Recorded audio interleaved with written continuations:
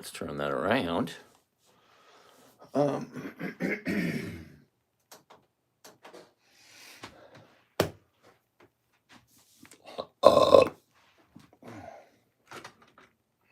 shit.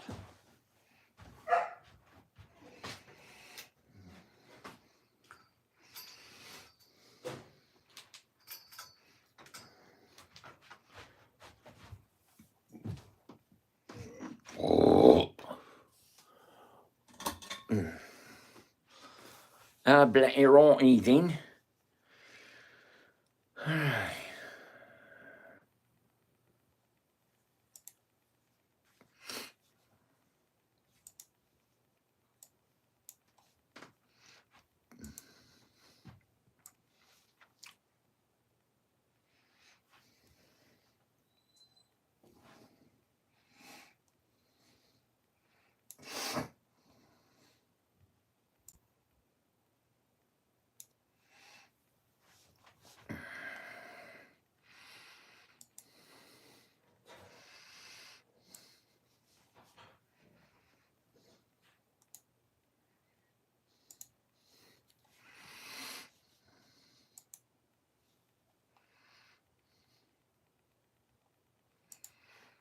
We're getting there. Hold up, chill.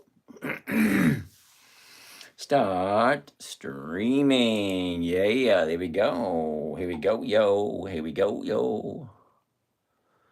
Hey, Doc's here. What's happening there, Doc? All right, I think I got everything in line. We're rolling. Okay, fade the black. There you go.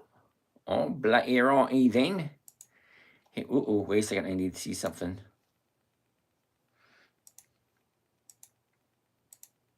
There we go. And there it is. Oh, wait a second.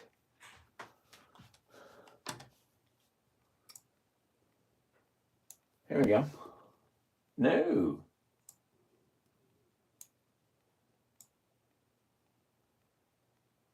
There we go. Alrighty. Let's get rolling. Oh, I gotta grab my shirt. People might not recognize who I am. Good thing I got like 6 of these things. Oh, but you're right. Here we go. Ooh. Poor connection over there on Instagram. Oh no. Got my glasses here, ready to roll. And here we go. Tra-la-la. Alrighty, let's see what we got here. Doc. Just another day in paradise. Doc must tickle Riley this morning. R-I-L-Y. We'll take a look at Riley in a little bit there, Doc.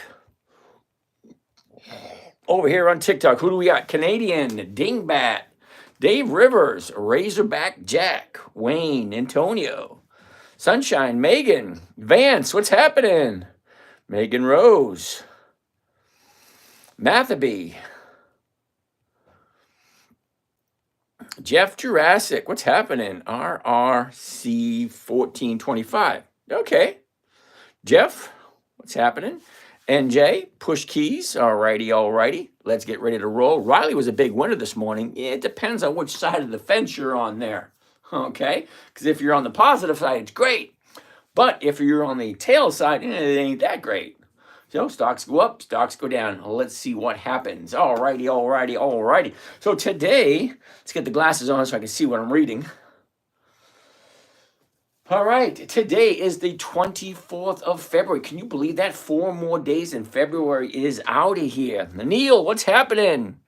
Victor, what to expect NVIDIA earning call? Yeah, sorry, dude. If you're looking at NVIDIA, not here. I don't do the NVIDIA stock here. Sorry about that. I'm looking for cash flow, not speculation. Ellen Da Silva, blah. Timor's here. Stocky notes. Stonks hit the gritty. I have no idea what that means. Is this Kramer's gay brother? Yeah, dude. Nice of you to acknowledge that. Thank you. James, what's happening? Scott. Iparag. I don't know. Did I say that right? Antoinette. How you doing there, Miss Antoinette? Sam. Clay. Deep Patel. I knew it. See? I couldn't fool you. It's a good thing you're here. Everybody now knows. Oh, the jig is up. Anyway, let's get ready to roll. Good evening, everyone. My name is James. This is Dividend Stock Talk, brought to you by the 10-Minute Trader, where I invest in dividend stocks for weekly cash flow. Looking for a simple, safe, predictable, and consistent 1% per week. Now, I like to do a trading strategy called a dividend capturing 2.0, something I came with myself, only because my 9-year-old daughter back in 2008 says, "Daddy, can you teach me what you're doing?" So I had a little bit of a challenge. How do you explain to a 9-year-old how to trade stocks? So first and foremost, it had to be simple. It had to be safe, predictable, consistent, and no way for her to lose. So that's the 5 criteria I had to overcome. So what are we looking at? Well, 5 simple rules, and they're really not that difficult. Rule number 1, never buy something you don't understand. It means you should know everything about the stock before you invest in it. Second, never sell at a loss. It defeats the purpose of this whole game. And yes, it is a game. It's just an adult game with real money. Number 3, make sure the company is consistently profitable. I know this one sounds pretty silly and kind of elementary. Make sure the company is profitable. Now, you would think that should be at the top of the list, but you'd be surprised at some of the stocks your fellow brothers and sisters are investing in. You'd be thinking to yourself, what the hell was he thinking? Or she. I don't judge. Anyway, that's rule number 3. Rule number 4, weekly options only. Now, when I say I want weekly cash flow, well, you can't get weekly cash flow on a stock that has no options or a stock that only has a monthly options. So that means I'm going to have to sit in front of my computer all day looking for certain setups, up, down, 3 times to the upside, 1 time to the down, 2 sides to the upside. That's when I jump in. A little bit of this. Yeah, no, thank you.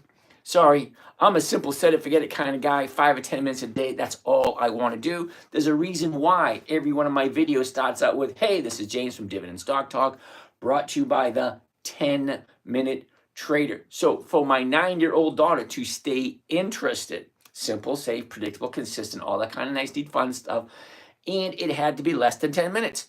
How do you keep the attention of a 9-year-old? Well, it's got to be fun and interesting in less than 10 minutes. All right, all that being said, let's get looking at some stocks because I'm sure you guys are interested.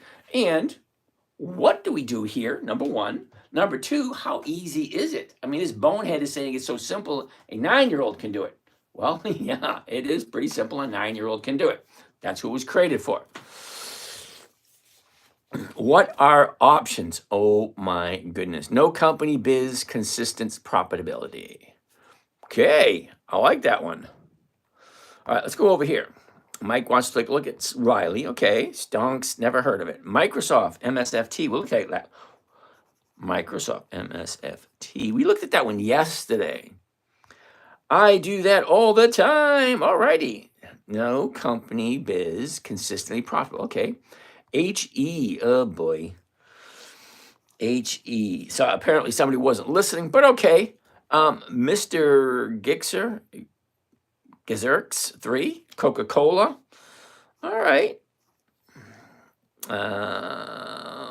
Invest right. Dude, I haven't seen you in a little while. Glad you're back. All right, so let's take a look at what do we have over here on TikTok.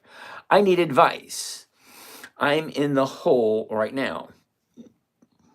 Oh, I saw how far you've... Sorry about that. Let's keep on rolling. Not now, over there. And what do we have here? All right, so... All right, so what questions we have over here on TikTok? All these people joining in. Devinator, opening question. What's the difference between dividends, options, and futures? Oh, boy. All right. A dividend is specifically the portion of the profits the company gives back to the investors.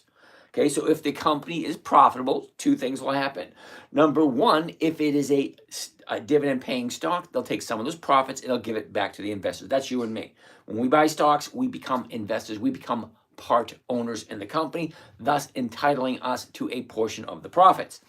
Or two, the company can take all the profits and put it back into the company for capital growth, which means the stock price would grow faster. So if you're looking for fast growing stocks, you're in the wrong place, because I'm looking for cash flow, and those are dividend stocks. Those are companies that share their profits with the investors, because if it wasn't for us investors, you wouldn't be in business. It's actually that simple. Now, an option. An option is an insurance contract originally intended for rich people to not lose any money in their stock portfolios. You buy a call, sell a call, buy a put, sell a put in order to protect your positions. Well, lo and behold, someone figured out how to manipulate these little insurance policies and to be able to collect a cash flow from them. Okay, now futures. Futures is basically raw materials, and you're buying on a contract between what is the value now and what is the projected value of something in the future. Isn't that weird? It's called futures because you're buying something now with the hopes that the price of it will be the same or greater 3 months from now, 6 months from now, a year from now.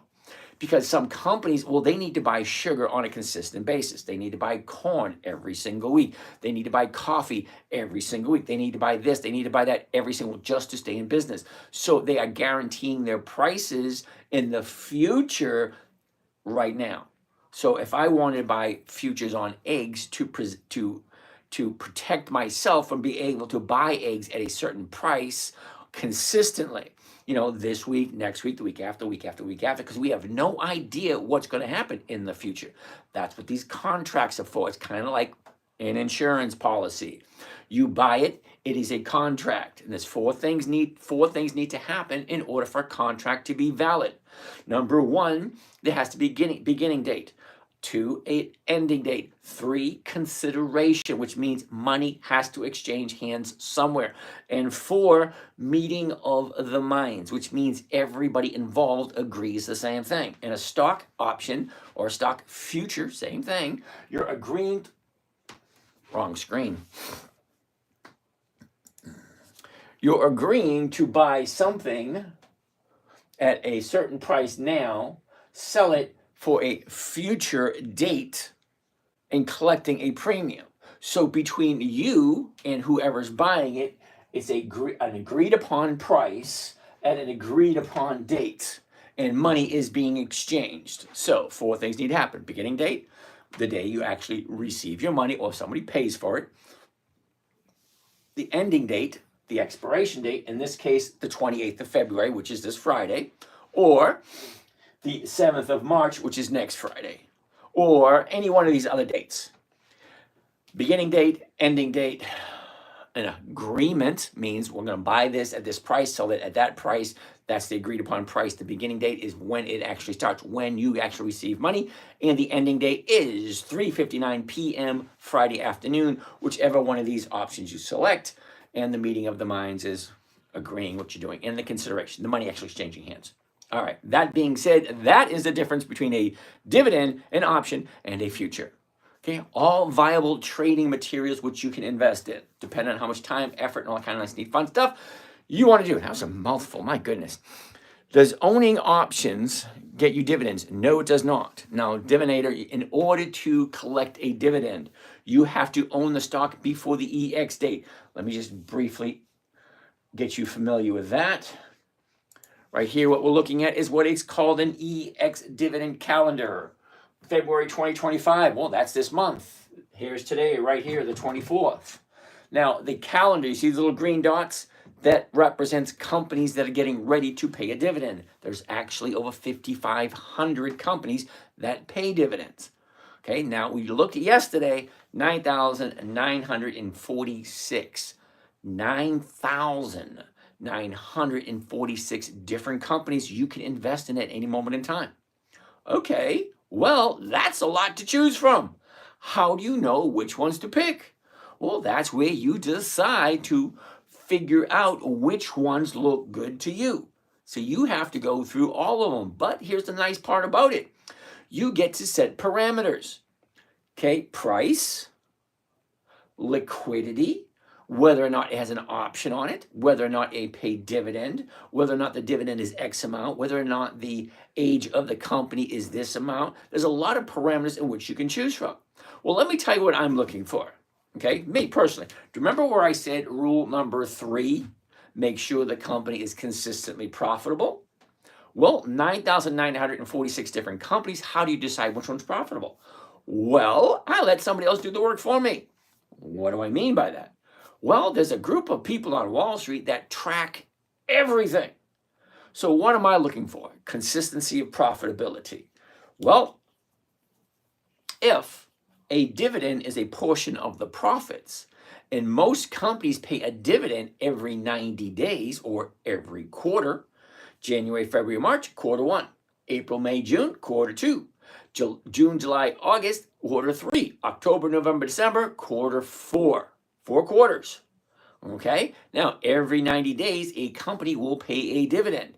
So what's interesting about that? Well, the green dot represents the dividend date of each company. And there's 4 dates to remember. Number 1 is the announcement date. That where the company announces what they made and when they're going to pay it. Hey everyone, this is James from Dividend Stock Talk. This year we had a great year. We made all this money, more than we made last year. This is how we are going to give it back to you in the form of a dividend. It's the announcement date. How much they made, how much they're going to pay out, and when. Date number 2, the Ex-dividend date. In this case, represented by these little green dots on the calendar. Each one of these green dots represents a company getting ready to pay a dividend. I forget where I was going with that. Don't get old. It doesn't get any easier. Anyway.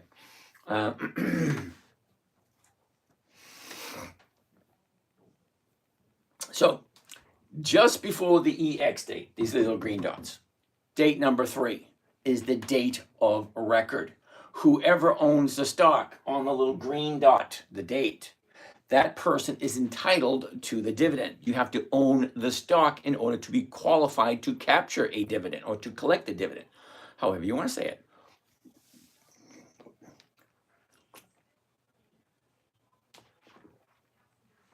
Next, date number 4 is the payment date.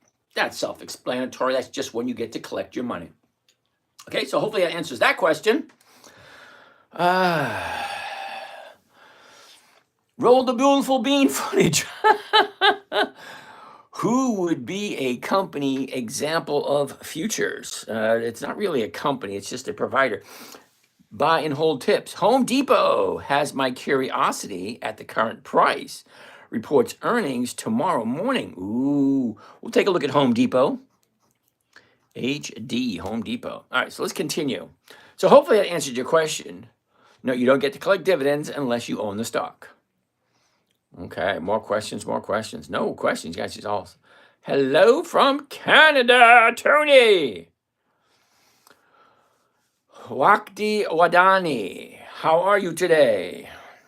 How can I get started? Marion, you're in the right place to get started. Just keep listening, keep asking questions, take notes if need be. We all need advice. Hey, melatonin, what's happening? Thoughts on Schwab? I love Schwab. That's where I do. Ooh, look at this. I'm at the end of my questions. Yay! All right, how do I get started? Okay, just chill, relax. I'll be here. If you really want to talk to me, chat with me. If you're really curious, drop me a line. I will give you a call. Send me your phone number. I'll give you a buzz. Okay, how do you feel about dividends on the indexes like VIG? Nope, don't do it. Sorry. Mary June, hey, hey, hey, what's happening? Hey, Rich Bruner, Miss Jill. Good evening, Miss Jill. And how are you today? All right, so let's get rolling. Okay, tips. Okay, all righty. So that's everything you guys have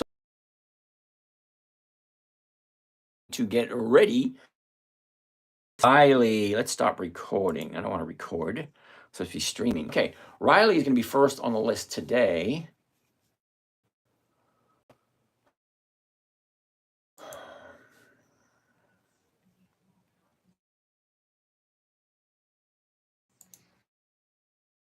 Trade and Riley, R-I-L-Y. The reason why we're looking at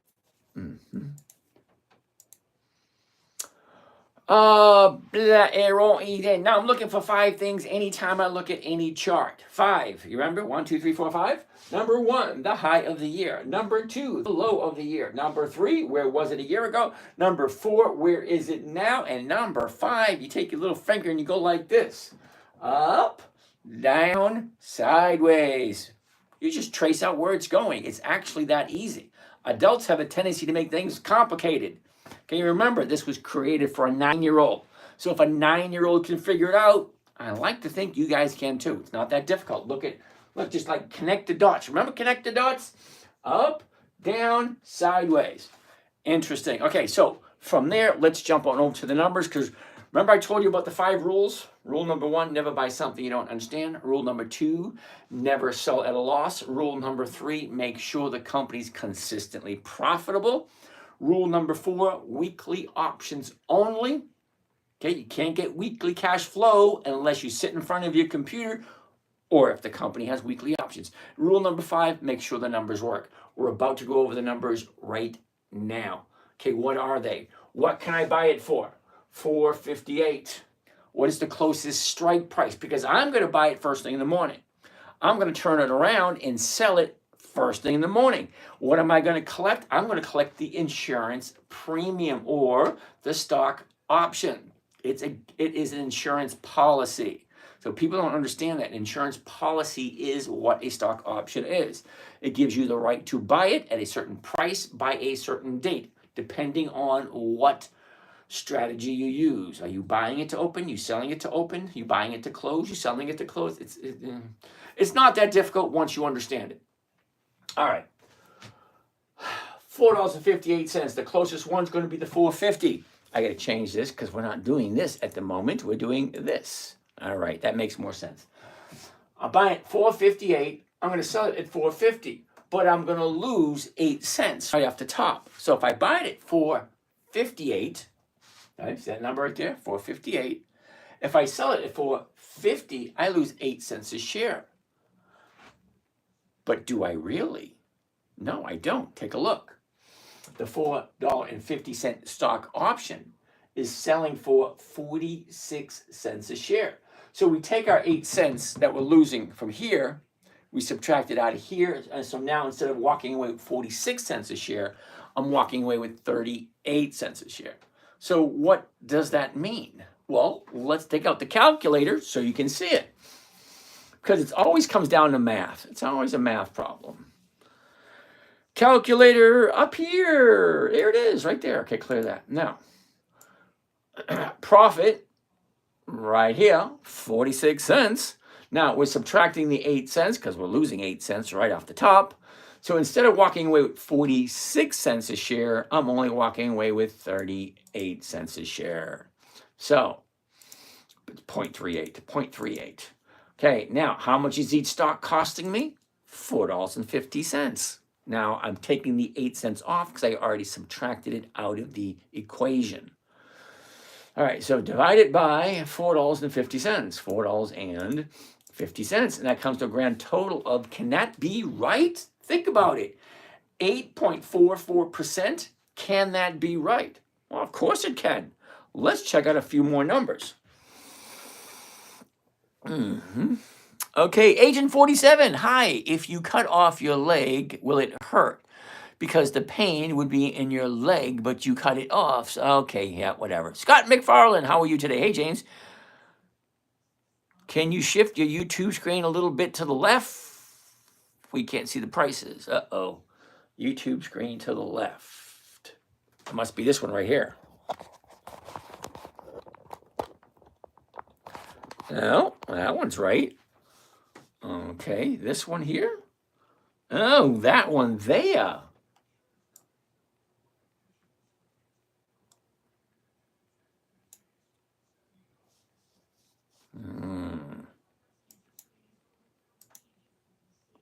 Give me a second while I get this thing situated. A little bit more. Come on.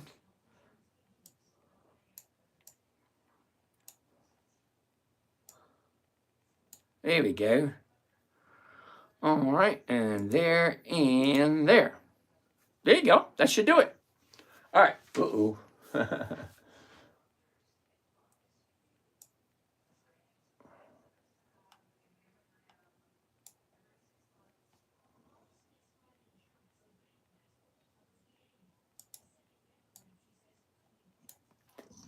All right, there we go. So,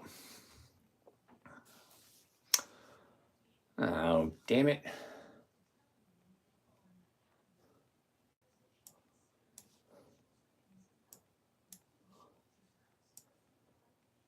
All right. All right, just quit farting around with it. Just leave it alone. That's what I say. Leave the damn thing alone. All right, there it is. Okay. So let's actually check it out and see if that's right, because there's something I want to share with you that you're going to go, no way, that can't be. All right, so we're going to look at Riley because these are the numbers that are spit out today. Okay, the bid 452, the ask 458, the current strike price at 450 is going 46 cents to 55 cents. Let's see what those numbers look like. All right, now I already own some Riley, so as great as the numbers look, I just might have to buy some more. All right, anyway, a year ago, we were at $15.99, and then we shoot up to the high of the year, $40.28. That was the end of April. Now, imagine if you bought this company last year at 20 bucks, it jumps up to 40. You didn't take your profits, and all of a sudden goes from 40 all the way down to $4.50. That's a 90% drop. Ouch. Anyway, so that being said, that's the high of the year back in April for 40.28. Big drop. And look what happened since the beginning of the year. Here we are since the beginning of January, right around 461. The 90-day high is going to be 528, and that was today. The 30-day bottom was yesterday. Imagine that. Yesterday is the 30-day bottom. Wait a minute. Friday. Sorry. Friday was the 30-day bottom. Okay, and that was $2.73. Well, that's freaking nice. All right, but today she goes from 273 to 520. Yesterday's bottom 273. Today's top 520. Nice. All right, so let's take a look at the numbers if you like it. So let's get rid of this. And let's do one at 450. And I'm going to show you something really neat. You're going to probably say, no, bloody well, no. All right, anyway, here we go. Covered stock. Here's Johnny. Okay, 450 right there. And I just want to do one at the moment. And you guys decide whether or not you can do one contract, 5 contracts, 20 contracts. I think I did 128 on this one. Okay, the numbers are nice. Watch. You'll love this. Okay, $4.58 at the market. Here we go. And off to the races you go. Let's read it and hear what it sounds like. Are you ready? Buy one covered call of O'Reilly 100s. That is the weekly. The expiration 28 February 25. Well, that's this coming Friday. The $4.50 call on the O'Reilly stock at the market to open. That's the option order. That's the order when you give it to your broker. If you don't know how to do it on the computer, so you just read it out, okay? So the maximum profit here, no freaking way. That can't be right. Look at that, $46.50 per contract. Well, let's see what that looks like. Oh, righty. Calculator, that's what I'm looking at. Calculator, here we go. All right, first and foremost, we want to take our profit. Right here, max profit, 46.50. See it? 46.50. For those you don't know, this screen behind me is broadcast live on YouTube. So if you have the opportunity, you can go into the living room, turn on the big screen TV, and boom, there you go. Dividend Stock Talk or the 10-minute trader, one or the other. Okay, so let's do some fancy math, see what this come out with. And I'm going to show you something that's going to oh, that's awesome. All right, here we go. $46.50 is the maximum profit on one contract. how do you figure out the rate of return? Now remember, we're doing this weekly, which means if I buy it tomorrow morning, this option is going to expire this Friday. So if whoever buys that option doesn't exercise that option by this Friday at 4 p.m., well, then I keep the stock, I keep the money, and then Monday I do it all over again. And I keep doing it over and over and over until somebody buys this from me at $4.50. See, every week I'll sell a $4.50 stock option against it in order to collect a premium. Well, look at the premium I'm collecting today. Okay, $46.50 is the profit. You divide it by the cost of the trade, including commissions and fees, $404 to collect a $46 profit. Well, it may not sound a lot to you, but here we go. $404.16, and that comes to a grand total of, you see this? 11.5% for 1 week. Now that's crazy, and it's a safe trade. The safest trading strategy is just buying the stock. Well, just buying the stock, there's no guaranteed income and there's no predictability. Remember, I'm looking for simple, safe, predictable, and consistent. Okay? Well, buying the stock you own. That's the simplest and easiest strategy, but there's no profitability to it. There's no predictability to it. Okay, so a covered call, well, now I'm buying the stock and then I'm simultaneously at the exact same time selling it to somebody else for the exact same price I just paid for it, or close to it. Well, here I'm doing it 42.52. Sorry, $4.52. That's the purchase price right there, $4.52. Okay, I'm buying it at $4.52 and I'm selling it at $4.50. So I'm actually selling it for less than I paid for it. But then how am I collecting an 11% return for 1 week? But here it goes a little bit better. Now this number, okay, is if it was a cash account, all cash. Now some of you are using a margin account. What does that mean? Well, that means if I buy these shares on margin, half of the money is mine, half the money is the broker's, which means I'm borrowing someone else's money. Now that's what I do. Now I've been doing this for over 20 years, so I understand the risks. Do not ever do this until you understand the risks. But let me show it to you so you can think to yourself and let it eat upon your brain the possibilities that could be there.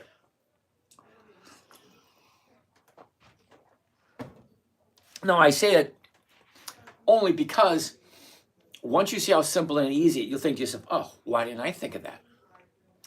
Okay, so if, oh, wait a second, it's not letting me buy it on margin. Oh, imagine that. Okay, so cost of trade, including commissions and fees, 404. The buying effect, 404. It's not letting me buy it on margin. Oh, well, some stocks you can, some stocks you can't. So apparently, but still, 11% for 4 days, that's craziness. Okay, are you guaranteed to get that? No, you're not. Hold on a second. Let's get rid of this. Let's get rid of this. Let's get rid of that. Let's go back to this. Now, all these numbers you're seeing here, the bid, the ask, the open, the high, the low, the volume, all that is going to change first thing tomorrow morning at 9:30, because at 4 p.m., all the numbers stop. It's kind of like a roulette wheel, spins round and round and round and round, and when they stop it, it stops. That's it. So all these numbers are for us to take a look at, to get some kind of idea how it works. But during the day, these numbers consistently change. All right, so that was Riley. And Riley, I'm going to put a nice big smiley face next to that one. All righty. Next on the list is Microsoft. MSFT. Now, I used to buy and sell Microsoft a lot years ago. I don't do it anymore. The reason being, at $400 a share, see that? $400 a share, it makes me a little uncomfortable. I like to stay under 250 at this point in my life. Now, when I have a few more zeros and commas in my bank account, maybe I will graduate to higher dollar stocks. But at the moment, I like to stay between $5 stocks and $250 stocks, somewhere in that area, because the fall doesn't seem that bad. I mean, think about it. From 400 to 0, that's a long drop. But from 20 to 0, it's not that far of a drop, So it's psychological, go figure. All right, so anyway, I'm going to say no to Microsoft this week because I'm looking for 5 things every time I look at the chart. Well, here's the 1-year chart, okay? Here's the high. Here's the low. Here's where it was. Here's where it is. Look at where it is. Not that favorable. Then we take our finger and we trace it out. Okay, up, down, up, down. Here it is right here. That doesn't look very good. Let's zoom into it real quick and you'll see exactly what I mean. So, right, 30-day high, 30-day bottom is today, which means tomorrow it could be lower. We don't know. So we will wait and we will see what happens because tomorrow's another day. Tomorrow it could be lower, or tomorrow it could start turning around, going back up, but not today. Okay, I like Microsoft, but not today. All right, that being said, we're going to cross Microsoft off. Somebody wanted to take a look at HE. What the heck? Isn't that Hawaiian Electric? It is. Okay, Hawaiian Electric. High, low, where was it? Where is it? Look at the movement. Down, up, down, up, down, up. $11. The $11 is going from 14 to 25. Well, that's easy for 1.5%, 2% maybe. Okay, well, nice. Now, one thing I have against Hawaiian Electric is they stopped paying dividends after the fires, and who knows what's going to happen there. I don't know. Maybe it might be something you want to do. Maybe it might not be something you want to do. I don't want to do it because it doesn't have dividends, and I'm not in the position, no matter how good the chart looks, because the chart does look pretty good. No matter what the chart looks like, if it doesn't have dividends for it, it doesn't make me feel comfortable, so I'm just not going to do it. But that's me. But I'll take a look at it for you. All righty. A year ago, we're at $12.54. The bottom of the year was the first week of July, and that was $7.60. Now, a couple of weeks later, she shoots up to $18. Well, that's more than 100% increase within, how much time frame is that? Okay, so here's the bottom, July 9th. Okay, $7.61. 2 weeks later, it doubles in price to $18.19. That's a nice doubling in price. Okay, last 30 days, going to the 24th right here. Okay, so unfortunately, 30 days ago, here's the bottom right here. Look at where it is now. Friday was a 30-day high. Now it looks like it's going to start coming down. So I'm going to say no to Hawaiian Electric for this week. I'll give it a couple of weeks before she comes back down here, and then it becomes more attractive. So I'm going to write it down for 2 weeks from today. HE. All right. Next on the list, somebody wants to take a look at Coca-Cola. Move the phone. All right, I don't know who's asking me to move the phone. Let's see if I can do this. All right, that might be better. I don't know. Okay. Silver Wolf, haven't heard from you for a while. Somebody wants to look at Target, TGT. Who's that? Kadir. What is the stock he's talking about at $4.52 per share? Luigi Rizzo. That was Riley, R-I-L-Y. Okay, we looked at that a little while ago. Now, if you want to know about Riley, well, you can check some of my older recordings. We've been buying Riley for the past couple of months and just keep rolling it 1 week after another after another. Flock Queen, haven't heard from you in a while. How many dividend stocks have weekly options? Just an estimate. I don't know about weekly options, but I do know there's over 5,500 different companies paying options. Oh, wait a second. See if we can find this out real quick. Let's go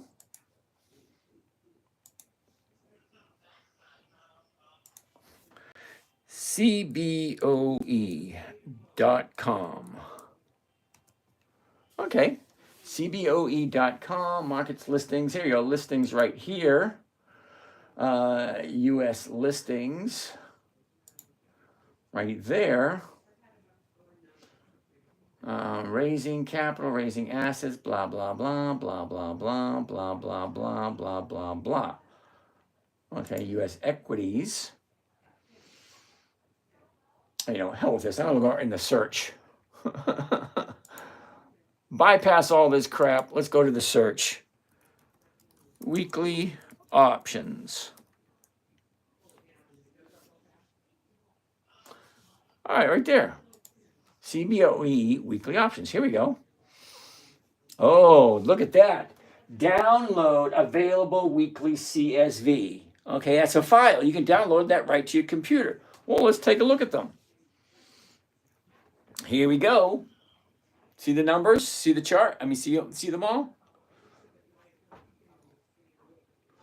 Look at all of them. That's a shitload. Now, every single one of these, you have an opportunity to make a weekly trade on them. Well, that's a hell of a lot. All right, so that being said, all right, I'm going to leave that one open. I'm going to give it a try. You know, I mean, I'm going to cross-references today's data with the data I have from last year. See how it correlates together. But for the weekly options, there you go, CBOE, Chicago Board of Options Exchange. All right, so that being said, you're welcome. Oh, an estimate, I don't know. The numbers are right up there. So let's keep on going with more questions. How do you feel about dividend indexes? No, I don't do indexes. Questions.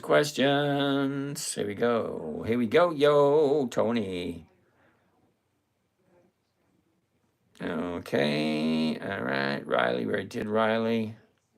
Oh, KHC. All right, Mark the Realtor. You did Riley, Nike, and OBHC. What the heck is, Mark, what the heck is OBHC? Let's check it out. OBHC. Did I read that right? OBHC. Yeah. OBHC. I can't find it, Mark. Okay. CMG. Wizard's Chest. CMG. That's Wizard's Chest. Oh, so barbaric. Chipotle. No. Take a look at this. Now, don't get me wrong. We made a lot of money on Chipotle last year. Saw a nice 5% return for 1 week. It was awesome. But here's the thing. Look, 30 days ago, 61. Now we're down to 51. It's a $10 drop. Well, on a $50 stock, that's 20%. Is that right? Yeah, that's 20%. A $10 drop? Yeah. Wait to find the bottom for it to turn around, go back up again. Then it might look enticing. At this moment in time, just sit and watch. That's it. Kick back, relax, grab yourself a beer, watch the thing drop, find the bottom, turn around, go back up. Divinator, MCHP. What the heck is that? MCHP. Never a good thing for me to say that. Microchip technology, $60. Okay, so let's go check and see how often they've increased their dividends.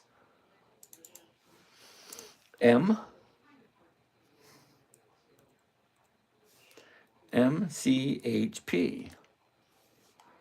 Okay, we're going to Yahoo Finance now. Everybody should have at their little fingertips access to a financial website so that you can check out book value, profit taking, rate of returns, yields, book. How do you say book values? 52-week high, 52-week low. Let's go over here to historical data. Okay, so historical data is going to tell us exactly what dividends they have been paying. Okay, dividends only, and The maximum, what is the most amount of dividends they have? Look at this, 22, 21, 20, 19, 18, 17, 16, 15, 13, 12, 11, 10, 9, 8. Oh, check this out. All right, so all the way to 2005. Let's check it out. You ready? 2005, 4, 5, 6, 8, 10, 11, 12, 13, 14, 15, 16, 17. Wait a minute. 17, 17, 17, 17, 17, 8, 9, 10, 3 years, 4 years, 5 years. 5 years, no increase in profitability. Makes me a little uncomfortable. Let's continue.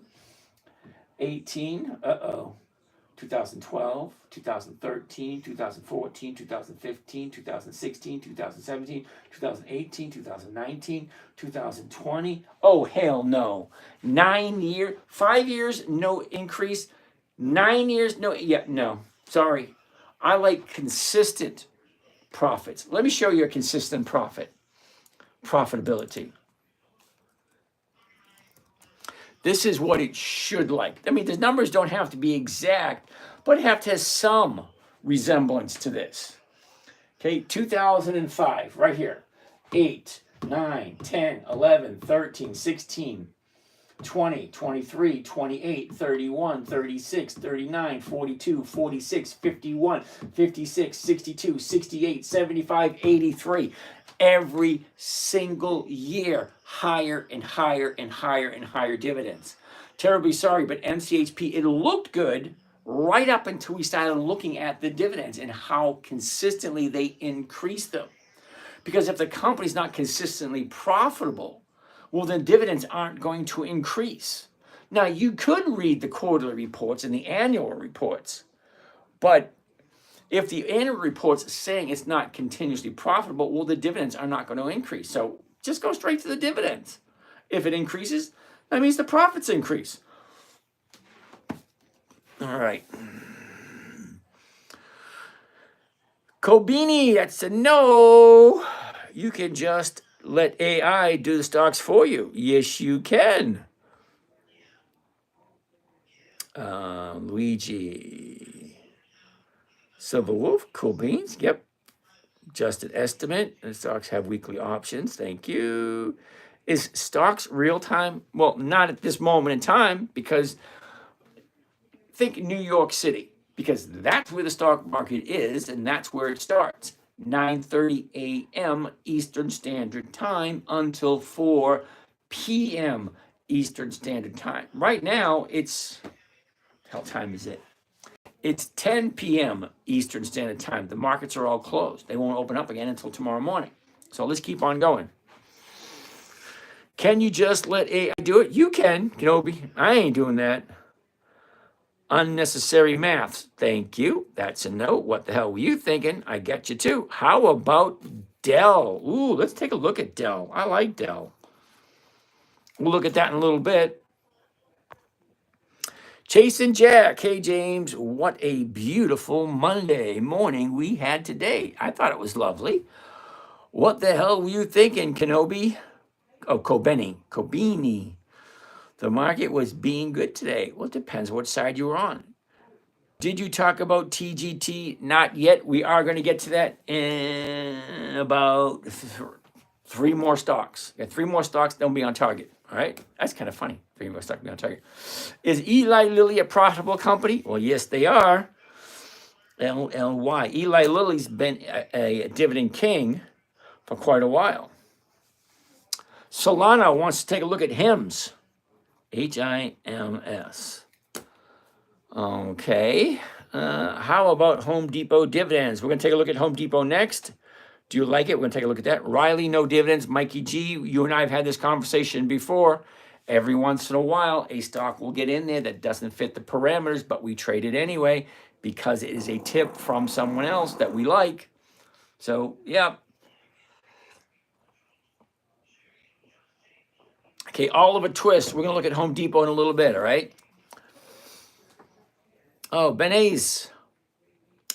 Benesis. How about NVIDIA?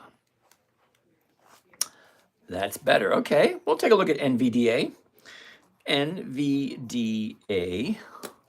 Just remember, you asked me to take a look at it. So what I tell you, I like to think that you're going to be a little unhappy with what I say about NVIDIA, but we're going to keep looking at that anyway.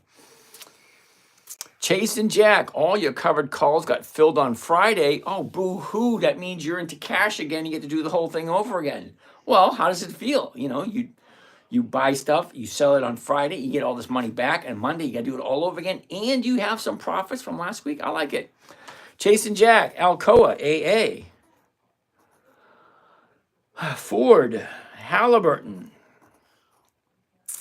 and Riley. All right, we already looked at Riley. Andrew, okay, Andrew, thank you for that.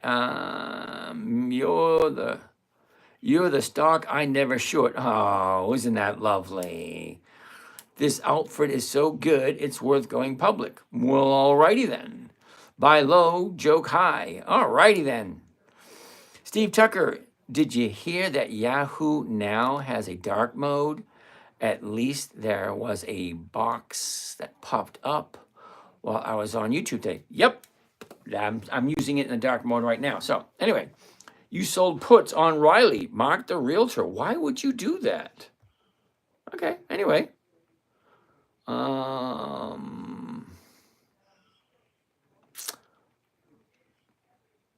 Okay. How about Home Depot? We're going to do that one soon. Hewlett Packard. Bear Doodle, Hewlett Packard. HPQ. We'll take a look at that one. OBHC. OBHC. Can you give us a stock you would sell covered call on? Macy's. Let's look at Opera and Grab. Oprah. O-P-R-A and Grab. G-R-A-B. Stocks like, oh, okay. Alrighty then. Let's keep on going. Uh-oh, what is that stock? That stock we're looking at right now, that is Microsoft. Let's get out of there. We don't need that anymore. Made my point, I think. Lyft, no. Sorry, yeah, I get Lyft is undervalued. All depends on who you're talking to. Okay, Lyft has not been around for over 20 years yet. There's no possible way they can have 20 years of increased profitability if they're just a new company. James, didn't put all my eggs in one basket. Good for you. All right, so let's keep on going. Almost done, almost done. YMAX does weekly dividends. No, it does not. YMAX has weekly options, but not weekly dividends. Selling push is a bullish. That's a good thing. That depends, Jeff, which side you're on. Riley is the winner of the week. Not necessarily so. Eversource, ES. ES. So we're going to stop the questions after I do this one right here. Popeye wants to look at VC. VICI. All right, so I'm going to stop all the questions here, and we're going to go through all these stocks you guys just asked me to take a look at. So let's go one at a time. Coca-Cola. Well, let's do this thing. Coca-Cola. KO. I'm going to say no to Coca-Cola only because, do you see how quick that was? Hold on, let's go back and let me explain why it was so quick. Okay, now, first thing I want to look at is the 1-year chart. I'm looking for 5 things. And to find those 5 things, it should take you 3 to 4 seconds. That's it. Okay, once you see the screen, first thing you want to look for is the high right there. Then second thing is the low right there. It doesn't take that long to figure it out. Where was it a year ago? All the way to the left, right there. Where is it right now? All the way to the right here. And you take your finger and trace out where it's going. Let's play connect the dots. Down, up, down, up. Okay, well, look at this movement right here. Yeah. So the last 30 days is right there. Why would I want to buy the last 30 days? There's the 30-day high. Today, why would I want to buy in a place where it's never been before? It's never been to 72. So what makes me think just because I'm buying it that it will get to 72? It may never, ever, ever get to 72. So it's not something I want to do. I want to buy down here. It goes up, it comes back down, it consolidates, and then it shoots back up again. It goes up, it goes down, it goes up, it goes down. That's all it does. I'm going to turn the fan on a little bit more. All right, need a little bit more airflow. It's weird, hot, cold, hot, cold. I feel like I'm going through menopause. Terrible thing to say, sorry ladies. Okay, next on the list is going to be Home Depot. Now, if you didn't know, both Home Depot and Coca-Cola, oh hell no. I got distracted. I was telling you about Home Depot, and right through the corner of my eye, I saw this right here. Hell no. Okay, look at this last 30 days. Okay, 30-day high, 30-day bottom. We're bottom fishing. As soon as we catch ourselves a catfish, then we'll take it in. I like 2 days to the upside. Tomorrow could be lower. Wednesday could be lower. Thursday could be lower. We don't know until she turns around. See this right here? It drops, finds the bottom, turns around, goes back up. That's what we're looking for. It's coming down. It will find a bottom, turn around, go back up eventually. So we're going to keep an eye on this. We're going to look at this one next week also. Home Depot. Okay, next. Target. So Home Depot. Wait a second. Which one did we just look at? No, look at that. 3 in a row. 3 dividend kings in a row. You got Coca-Cola, dividend king. Home Depot, dividend king. Target, TGT, another dividend king. All 3 of those companies have over 5 decades of increased dividends or increased profits. Well, if the company's consistently profitable, why wouldn't you want to buy it? I mean, it just makes sense. All right, so Target, 125.77. That's the current price.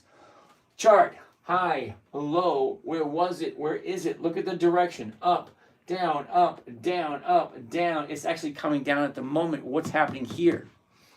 So let's zoom into the last 30 days. Okay, a new 30-day bottom today. Again, 30-day high, a 30-day bottom. Let's see the bottom, turn around. That's when I want to jump in. So we're going to look at this again next week, not this week. TGT. Next week. All right. Next, Dell. I love Dell. Dell's one of those few companies that has great premiums. DELL. Dell and Intel. Ooh, don't look good. See, wasn't that quick? High, low, was, is. Look at the movement. Up, down, up, down, up, down. It's going down at the moment. It was bouncing off that bottom. You see that right there? Okay, high right there. Here's the bottom right there. This is where you want to jump in.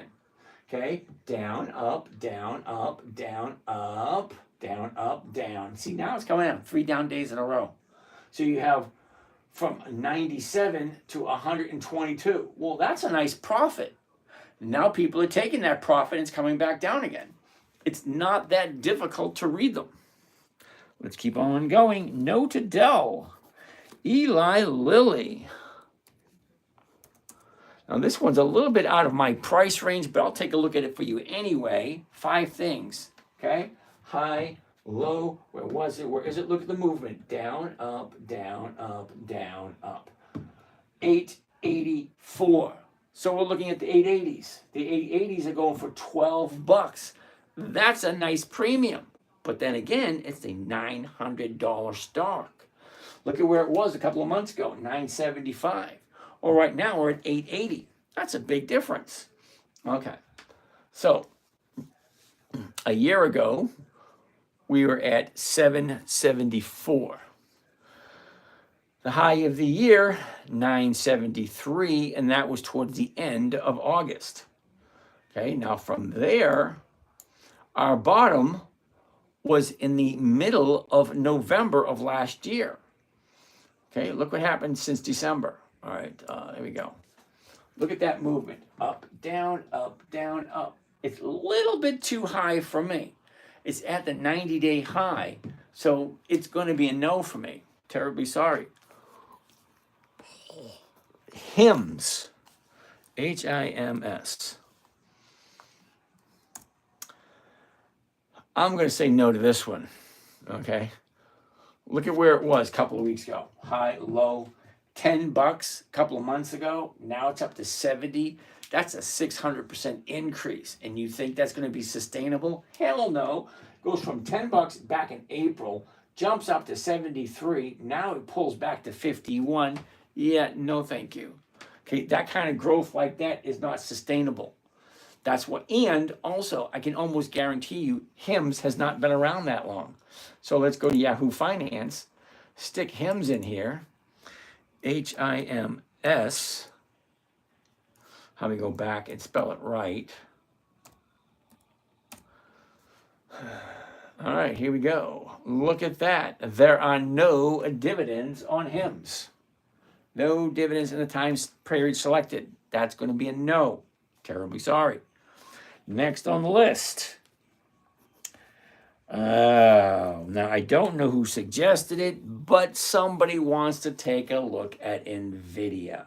Now, only people that want to take a look at NVIDIA are those people that have never been here before.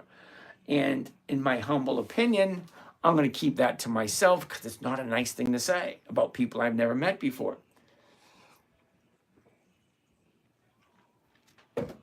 So, before we look at the charts and the numbers, let's take a look at the statistics, the dividends, and the summary on NVIDIA. NVDA. All right, you ready? NVDA, here it comes. All right, NVIDIA, $130.28 per share. How lovely. So let's take a look at the dividends. Is this what I'm seeing? Look, all the way back to 2012. 0.000000000. Oh, look at this. The first dividend was July 2024. 1 penny. And look, the next dividend was 1 penny, and then 1 penny. So far, NVIDIA had paid 3 cents in dividends. You're paying $130 per share, and the profits they're sharing with you is 1 penny per share. Yeah, you figure out the math on that one. Hold on. It gets worse. It really does. So let's take a look at the statistics on NVIDIA. Now, when I say rule number 2, rule number 1, never buy something you don't understand, okay? The book value on NVIDIA, $2.69 per share. You're paying $130 for a $2.69 per share company. You take a look at the bottom line, the profits, the losses, the assets, the liabilities. You come to the bottom line, $2.69 a share, and you're paying $130. And you're getting a wonderful 1 penny dividend. Yeah, lovely. But wait, it gets worse. It really does. Let's go take a look at the summary for NVIDIA. Now, people just look at the headlines. Oh, NVIDIA jumped. Oh, NVIDIA jumped. And they don't look at the statistics. They don't look at the numbers. So here it is right here. Okay? Previous close, the open, the bid, the ask, today's range, blah, blah, blah. The 52-week range, 75 to 150. Here's the number I want you to look at. The dividend forward and the yield. Okay, so the dividend forward is 4 cents per year. Okay, so you're making 4 cents for every share you own. You're paying $130 and you're making 4 cents. That's your profit. Your share of the company's profits. What the hell are you doing with the rest of the profits? But wait, you check out the yield. 0.03 0.03. Did you hear that? 0.03% per year. Do you have any idea how many years it's going to take you to double your money with a yield? They're talking just the yield. I'm not talking stock appreciation. I'm talking just the yield. The yield, 0.03. Yeah, no. No, hell, double hell no. Okay, the numbers just don't work. And I don't even know on what universe 0.03 would work. Anyway, no for NVIDIA. Next, Alcoa. I actually like Alcoa.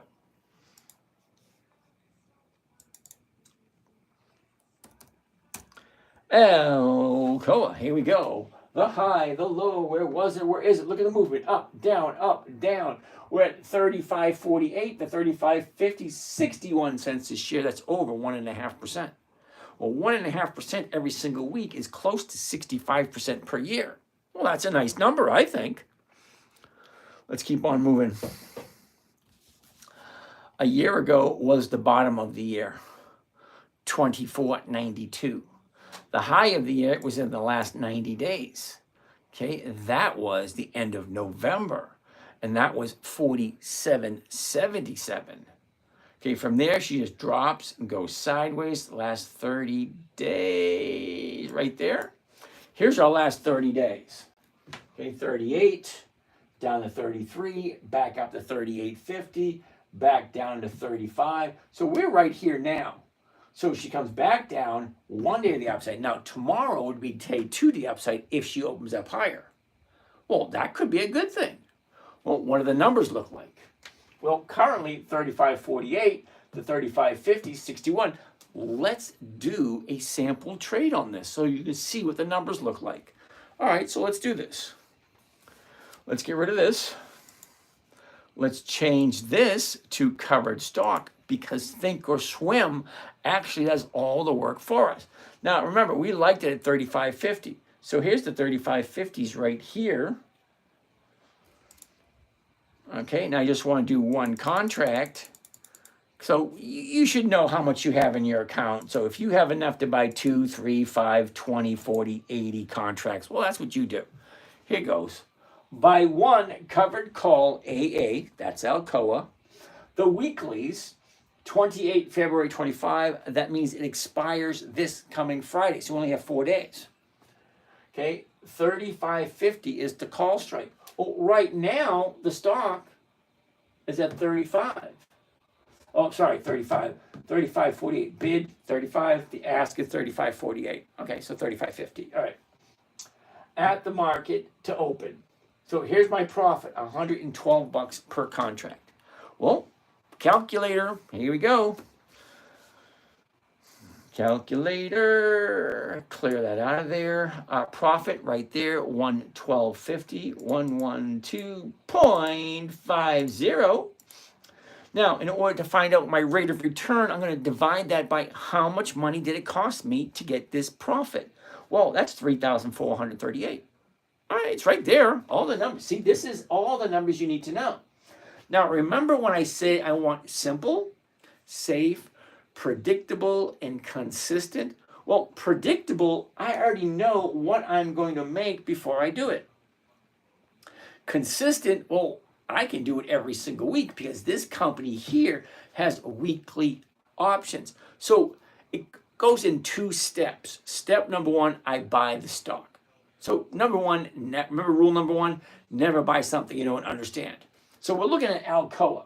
So before you do a company like Alcoa, you should know a lot of stuff about it. What do they do?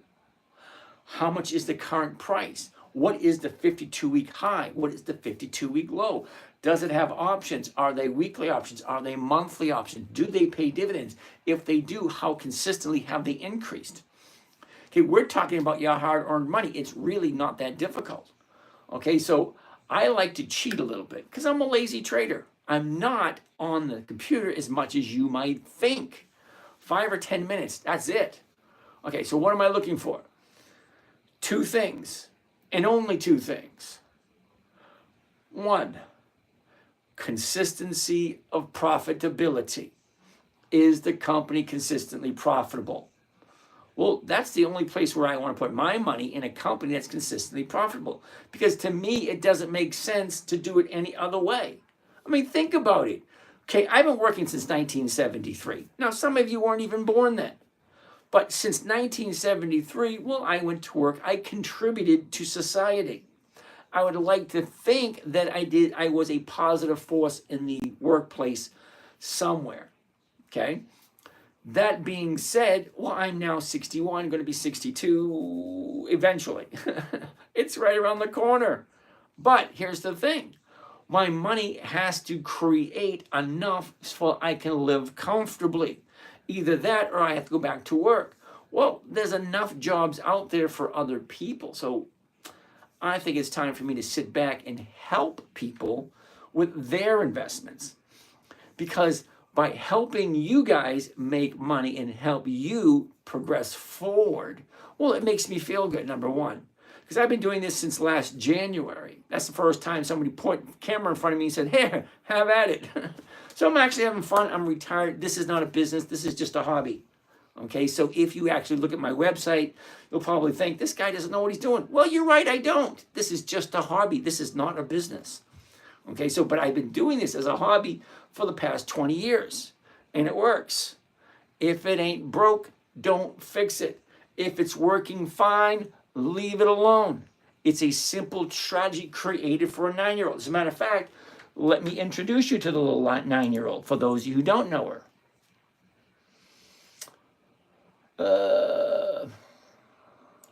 Is this it? I don't know. Oh, no, that's the wrong one.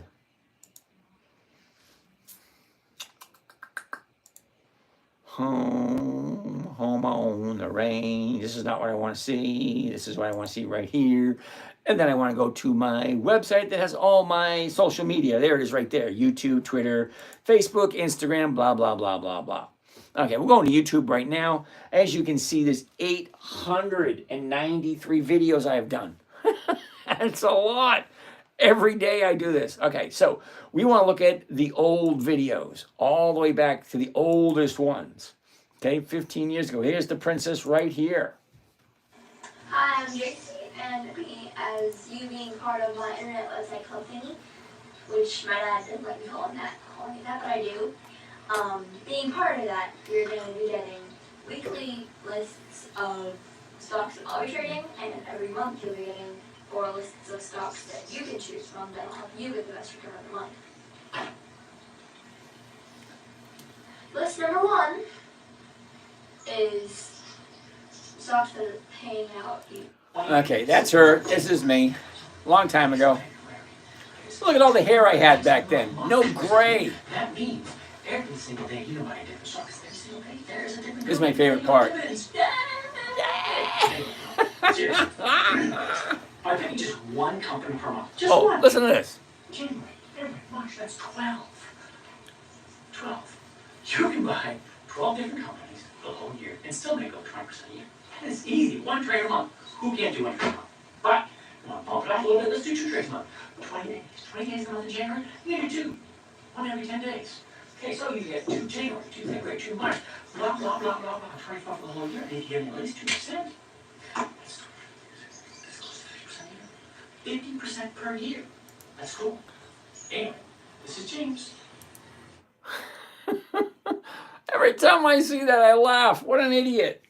Now, the only reason I say that is because I created it for my 9-year-old daughter. Okay? It had to be simple. It had to be safe, predictable, consistent, no way for her to lose, and make a nice rate of return. Okay. So that being said, it was created for a 9-year-old. You guys are all adults. You should say, holy shit, that is so easy. It's so simple. If it works, don't mess with it. Leave it alone. The stock market's been around for over 400 years. Stock options have been around since the 1970s. Someone figured out how to make a consistent cash flow on a weekly basis with stocks and stock options. If the company's consistently profitable, you should have it in your portfolio. I'm not telling you what to buy. I'm just showing you what I'm doing. if it makes sense, why not think about it? I'm not telling you to do anything. I'm not trying to sell you anything. I'm not going to come into a pitch at the end of the show. No, I'm just sharing information. That's it. Either it makes sense and you want to do something similar to it, or at least think about, should I be doing this myself? It's an honest question, because at some point you are going to retire. Whether you like it or not, you are going to be an old man or you are going to be an old woman. There's no getting away for it. Tick tock, tick tock, tick tock. It's not going to stop. Consistently, every day we get older and older and older. And at some point in time, you're not going to be able to work for your money. You're going to have to make your money work for you. So you trade your time for money now while you're younger. And if you're relying on your 401k or the or Social Security, you might be in for a sad awakening. So why not take a little bit here, a little bit there, put it aside, let it work for you. Okay, what is wrong with taking 5%, 10%, 15% or whatever? Pay yourself first. Take a little bit, just put it aside, let it grow, let it grow, let it grow at some point in time. Now, 1% does not sound like that much, but at the end of the year, it's over 50%. And if you compound it, it's over 74%, I believe. Okay? So you can double your money every 14 or 15 months if you do it right. And it's not that difficult. Number one, never buy something you don't understand. Number two, never sell at a loss. Number three, make sure the company is consistently profitable. 4, weekly options. You cannot get weekly cash flow unless you have something that trades on a weekly basis, or you're willing to sit in front of your computer every single day, which I am not willing to do. Now, I do sit in front of my computer every day, but 5 or 10 minutes in the morning. It doesn't take me long to look at everything. Remember when I look at a chart, 5 things: high, low, where is it, where it's going? Okay, great. Then what do the numbers look like? Do I really care the name of the company? No, I don't buy because of the name of the company.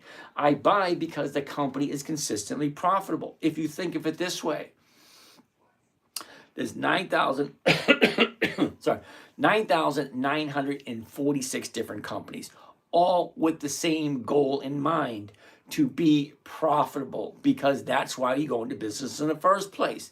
You got a product or a service and you want to offer it to someone else for compensation. Okay, so you bring on investors so that you can reach more people.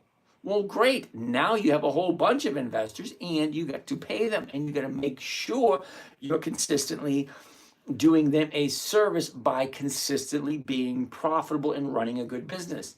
Well, companies that are over 50, over 100 years old, well, they've proven themselves for the most part. Consistency and profitability. So why wouldn't you invest in them? All right, that's Alcoa. The numbers look pretty good. Oh, I stalled, didn't I? What is that? Squirrel! Yeah, all right, I have ADD. I get distracted easily. Shiny objects is what it is, but I know my limitations, and I know it's my flaw. Okay, so if my profit on this one here is $112.50, I'm only investing $3,400. So let's see what the rate of return is for Alcoa. Okay, divide that by 34, 38, and 16 cents. It comes to a grand total of 3.27. Now, 3.27 is over 100% per year, because 1% a week is over 52% per year. Now, that's simple interest, and there's a huge difference between simple interest and compounded interest. So 3.2% a week, well, actually it's just for 4 days, because Monday already came and went. So for the rest of the week, there's only 4 days. Okay, we already lost 20% of the time value for this week. Okay, so you get Monday, Tuesday, Wednesday, Thursday, Friday. Okay, 20, 40, 60, 80, 100%. This is percentages. Monday's gone. That's 20% of your time value already gone for this week. So now you only have 80% of time value left. Because what was this yesterday? Because if it is 3.2% today, and now day's over and we lost 20%, well, what could it have been yesterday? Or this morning? Anyway, besides the point, 3.2% for Alcoa. I'm going to write that one down because that one sounds good. Ford is next. Let's take a quick gander at Ford. And yes, I do have a position in Ford. It would be kind of silly to ask myself, well, why not? Well, it's Ford. It's over 100 years old. It's like known on every single continent in the whole, on the whole planet. Almost every continent has a Ford motor car on it, or people have heard of them. All right, so here we go.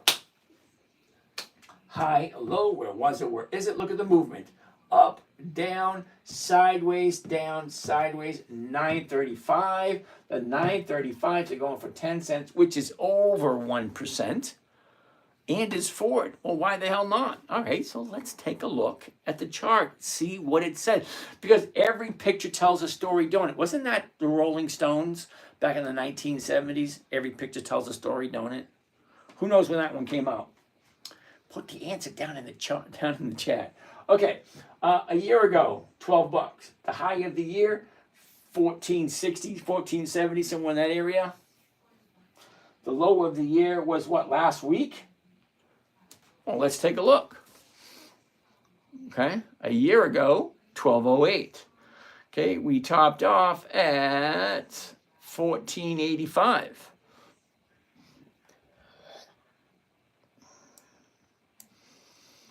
Last 30 days, here we go. 30 days ago today, here's the high, 1040. Here's the bottom, right down here. Shoots up, now she's going sideways, we're at 935. Why not? Why don't you have Ford? Now, I'm not telling you to buy it, I'm just asking. The company's been in business for over 100 years. We know they ain't going anywhere. All right. Next. Lefty Lewis, how are you today? Okay, that was for Halliburton is next. Halliburton. H-A-L. Halliburton. Interesting. Okay. High, low. Where was it? Where is it? Look at the movement. Up, down, up, down, up, down. 26.95 to 27 is going for 29. That is more than 1%. However, does it make sense? Do you like Halliburton? That's a big question. So you should be asking yourself 5 questions. Question number 1, does it make sense? Question number 2, do I like this company? Question number 3, do I like this company at this price? Question number 4, am I willing to hold on to this company until the day I die? Or, question number 5, until it reaches my target. Well, in this instance right now, my target would be 27. Because if I buy it at 26.95, the closest strike price is 27. Sorry, 27. Okay? 26.95. The closest strike price is 27. And the 27 is selling for 29 cents a share, which is more than 1%. Numbers don't lie. They are right there in front of us. I'm just pointing to the numbers. Either you agree or you don't. All right, so look at the chart. A year ago, we're at 35. She shoots up to the high of the year at 41.56. And that was the beginning of April of last year. Well, look at the last 90 days. Now, remember, we're always looking for those 5 things. The high, the low, where was it, where is it, and the direction. Down, up, down, up. Okay, that's the last 90 days. Well, what does that tell us where it's going this week? Well, it should give us an idea. Down, up, down, up. Well, it should be going up, but what happened here? Well, I want to zoom in a little bit closer and look at the last 30 days to give me an idea. Is this right time to buy Halliburton? Because you can't tell really on a 90-day chart. Only on a 30-day, well, it gets you closer. 30 days ago was the 30-day high. Here's the bottom. Now it shot up Friday's down, and today is down. Well, not really, because today has a higher bottom and a lower high. It's kind of squeezing it. I don't know. Anyway, 26.74, the 27s, let's give it a try. The 27, so covered stock, and the 27, there it is right there. One contract, there it is, one at the market. Now, the reason why I want to change it from limit order to a market order, I hope you understand the difference between the two. A limit order is kind of like you stomp on your feet. This is what I want to pay, and I don't want to pay anymore. Or this is what I want, and I ain't doing anything else. Well, that's a limit order. A market order is, yep, I'll take it. Okay, whatever it is, I'll take it. Now, I do market orders when I enter into a position. Now, the reason being is when I enter a position, I'm buying the stock and selling the option at the exact same time. That means I already know what my profit is before I do it. Now, if I buy the stock and wait a little bit to sell the option, yeah, maybe I can get a little bit more money, or maybe I can get a little bit less money. It's a 50-50 shot. But here's the thing. I'm a lazy trader. I want my 1%, and I don't want to sit counting pennies. Okay, could I? Yes, I could. I could sit in front of my computer and make a little bit more money, or make a lot more money. But that's not where my focus is. Okay, my focus is in enjoying the rest of my life, because I know I'm 62, 61, and who knows how long I get to go. See, every year, more and more and more emails are saying, oh, so-and-so in your class has passed. So-and-so here passed, so-and-so. It's extremely depressing. Okay, I know people. Mike Galvin sat next to me. Well, he sat, behind Deanna, because it was me. No, wait, sorry. It was Betsy, then it was me, then it was Deanna, and then it was Mike. Okay, so Mike's gone. Okay, Billy's gone. Kids that I went to school with. Now, I was fortunate enough to go to an elementary school where we sat next to each other. I sat next to Betsy Garfield for 12 years, first grade, second grade, third grade, fourth grade, all the way through high school. I sat next to the same girl all my life in school. I remember my 20th reunion. I said, Betsy, you're out of everybody, you're the one I want to see the most. And she says, why? I said, Betsy, I sat next to you for 12 years. I guess I didn't make an impression on her as much as she made on me. But anyway, it was nice. Now, my kids, they went from one school district to another school district, so they weren't with the same people all the time. Now, I came from a small town.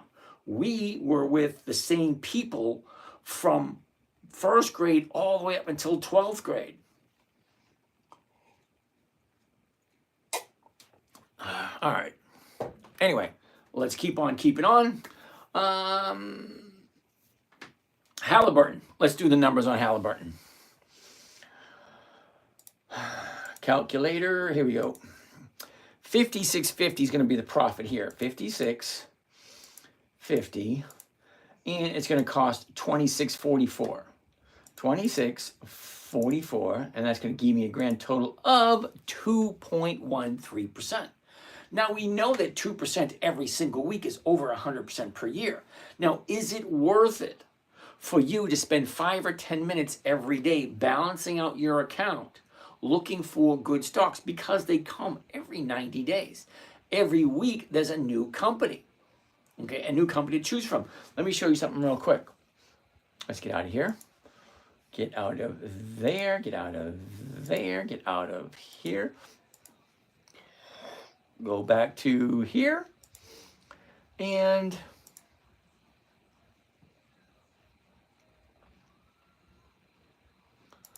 there we go. Now, how about we do this instead?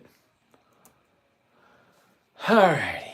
Now, all these green dots represent companies that have their dividend coming up. Why is that important?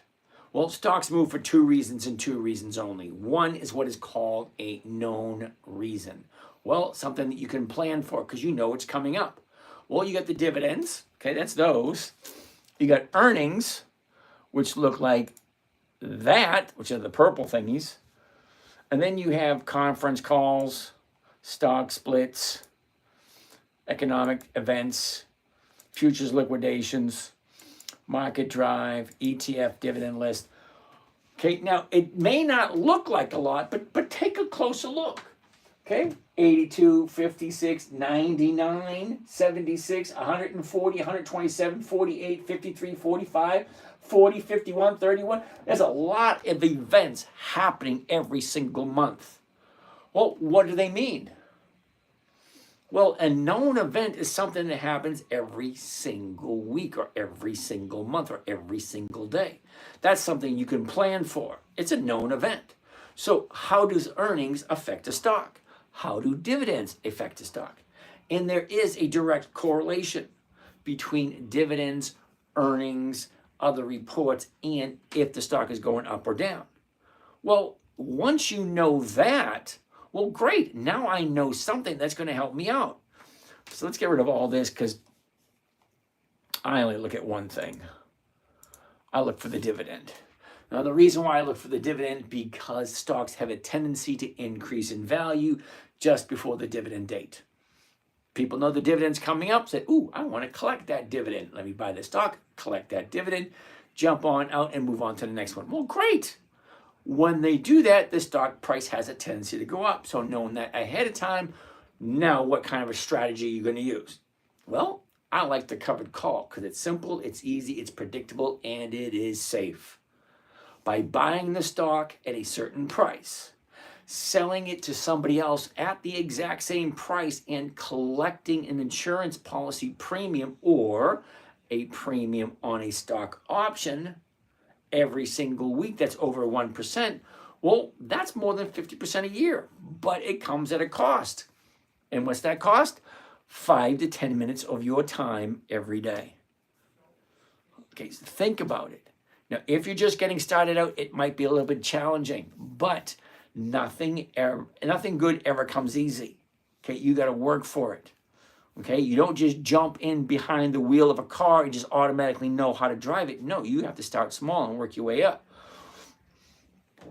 I'm getting sidetracked again. Let's get back to our trading. Okay, so that's Halliburton. Next on the list, Hewlett Packard, HPQ. HPQ. Ooh, what happened there? Okay, 30-day bottom, 30-day top, 1, 2, 3. 3 down days at the top here. Yeah, that's not a good thing. Ooh, check that out. They don't leave it on there long enough. All right, so Hewlett Packard, you missed the opportunity. I missed the opportunity. But look, here's the high here. It drops down. Here's the bottom. 2 days to the upside. This is where we should have jumped in 3 weeks ago. So why didn't we look at it 3 weeks ago? I don't know. Because there's 9,900 other companies to look at. I can't do all the work. Okay, I have a certain list. And yeah, Hewlett Packard's on my list, but it just, some strange reasons, just didn't fit together. You know, it's like two ships passing in the night. It's like, I love the trade. I love the company. Look at the numbers. 34.78, the 35s are going for 109. That's just a smidge over 2.5%. Well, that's nice for 1 week. All right, so I like Hewlett Packard. I am going to put a check mark next to that one. Next, OBHC. Now, to be totally honest with you, OBHC. I've never heard of them. I have no idea who they are, and it's nothing. So that's a no. Oprah, O-P-R-A. Never heard of this one. Yeah, hell no. Sorry. I don't do monthlies. 21 March, 17 April, 18 July, 17 October. Those are months, which means it is a monthly option, which means you can only do it once a month. So here's the question. If you can only do it once a month, you're only collecting 12 option premiums. Okay, nothing wrong with it. Okay, but I like weeklies because I can collect 52 weekly options. Okay, The numbers work better. They're easy to figure out because when you're looking at a stock, here's the movements. When you're doing monthlies, now you have to figure out where is it going to be in 4 weeks or 30 days. It's really not that easy. I mean, it's difficult enough to figure out where it's going to be in 5 days. Because if I buy Monday and I want to be out on Friday, well, that's a little bit easier than, well, I want to buy it today and I want to be out 4 weeks from today.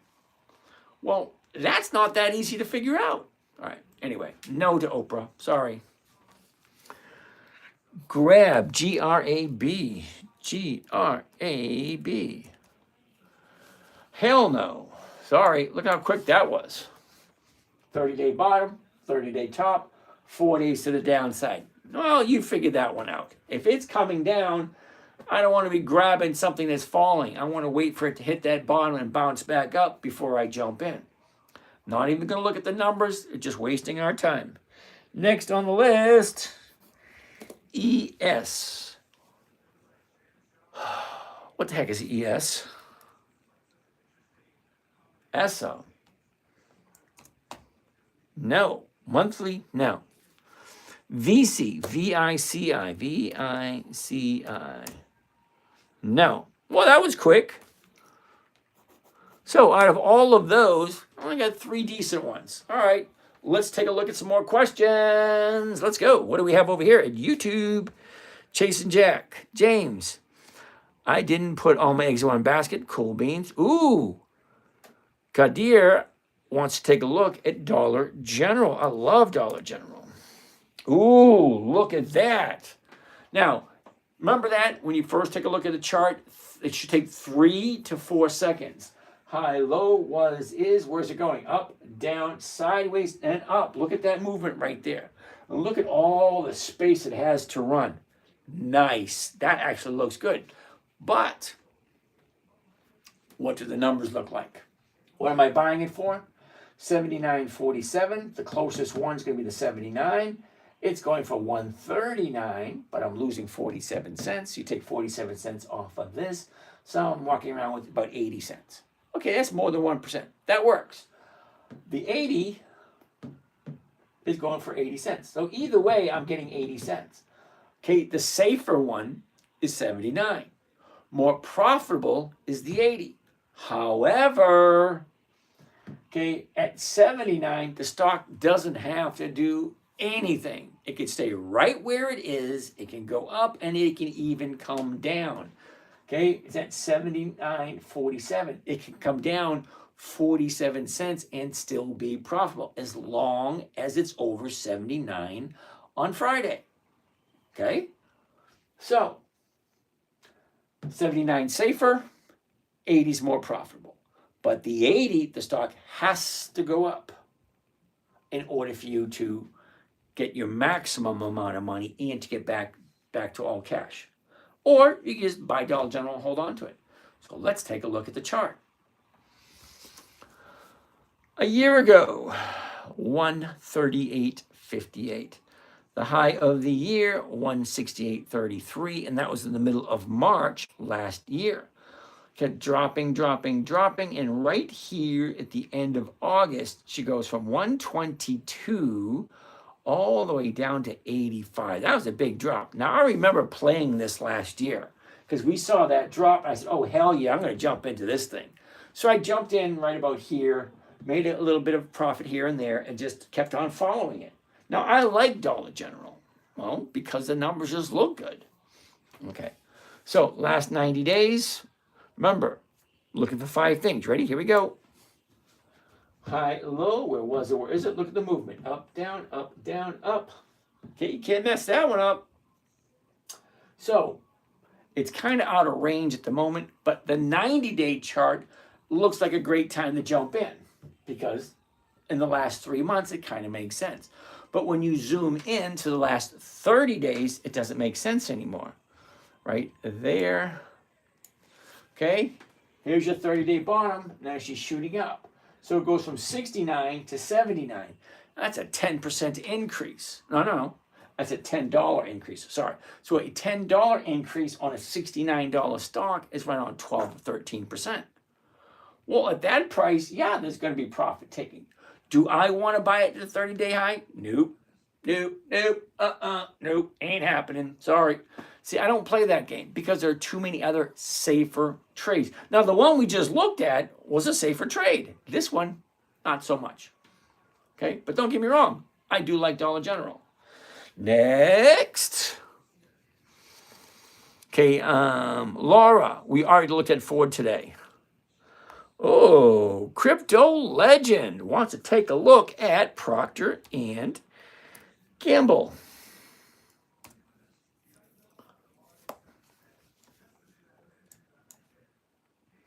Nope. Okay, it's at a 30-day high. 30-day bottom, 30-day high. No, thank you. That was easy, wasn't it? Okay, Jimmy, INSW. Okay, user 903161, blah, blah, blah, blah, blah. Microsoft, we already looked at that one today. Okay, Jimmy, INSW. INSW. Nope. That was quick, right? So you teach Hayes. Yes, I do. Top that daddy! Same people. How dreadful. Is this Bloom Terminal? I have no idea what that means. Crypto Legend. Texas Instruments. TXN. Ooh, nope. Look at that.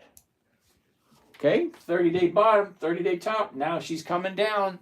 Simple. Okay, it's not that difficult. I'm only looking to jump in for 5 days. So you got to give me a good stock, preferably right in this area. Find the 30-day bottom, 2 days to the upside, and then take that ride. All right, where do you find the calendar? Okay, 404 house name found. Oh, no username found. Okay, where do you find the calendar? Go to Google.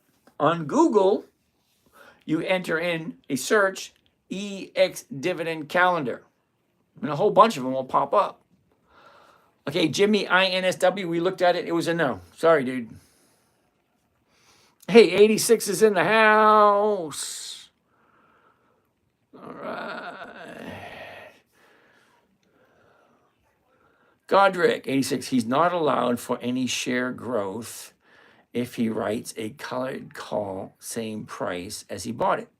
Yeah, Godric, you're absolutely 100% correct. So I'm not looking for share growth. I'm looking for cash flow. How much do you need to make covered calls cost of the contract? You need to be able to buy 100 shares. And that would depend on which companies you're looking at. Godric, 52 trades, much more difficult than 12 trades. Not really.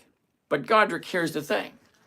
52 trades, let's say I get 1% every trade. 52 trades, 52%. 12 trades, 12%. Strictly a numbers game. Now I understand 52 is more trades than 12.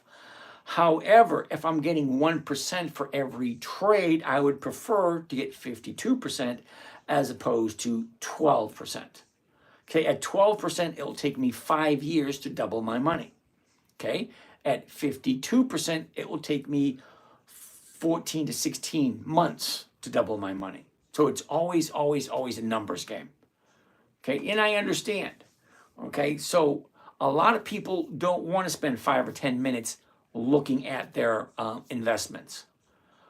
Well, if you're not interested in your investments growing safely, predictably, and consistently, fine. Do the 12. It's not that difficult. I'm just sharing what I do. Now, I'm perfectly okay looking at my stocks twice a day, once in the morning and once in the evening. Why? Because it makes a shitload of money for me. Now, think of it this way, okay? Now, I share all my trades. Let me just show you quickly what is in one of the accounts. Okay, from there, we want to go to, there we go. Now, I share 3 accounts with you guys, here, right here. Account 1, account 2, account 3. Account 1, $117. account 2, 100,000, account 3, 100,000. So let's say account number 1, 117. What's 1% of 117? $1,700. Now, if I'm saying, hey, this is James from the 10-Minute Trader, 10 minutes. 10 minutes a day to make 1%. 1% of 117,000 is $1,700. So 10% a day is about 1 hour a week. 1 hour a week to make $1,700. Well, hell yeah, I'll do that every single week. And that's just on one account. I have 7 accounts. Okay, so 1% works out just perfectly for me. Okay. So now you may not have that. You may have 5, 10, 15, 20, and 1% may not sound good to you. But here's the thing. Time is going to pass whether you want to agree to it or not.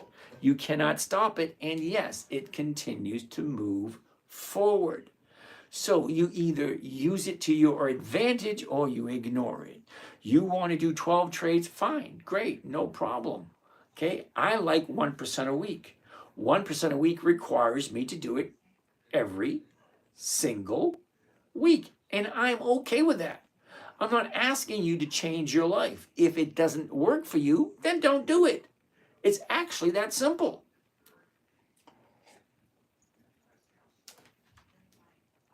Let's roll. In this strategy, he's not looking for growth. Thank you, 86. He's looking for income, 1% from the premium. Thank you. Ah, yes, using Think or Swim. Godric, each week is uncovered cost. Thank you. INSW. Okay, Jimmy, didn't we look at INSW like 3 times? INSW. Yeah, dude, it's a no. Monthly options just don't work. Okay, I honestly don't care what anyone says. To me, they don't work. Okay, let me give you an example. Okay, today is the 24th. So I want to go back 30 days. So it would be the 24th of January. And here you have it right there. Now, let's take a gander at this.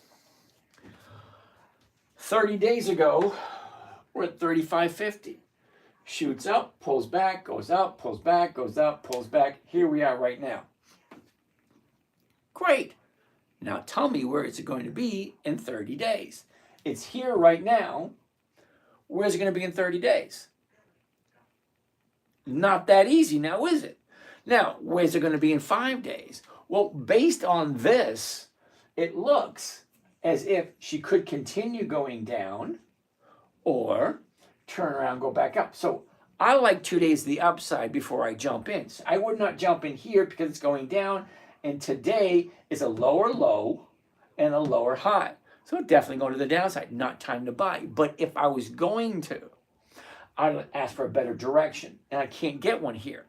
So 30 days, what am I making? Okay, right now it's at 37.50.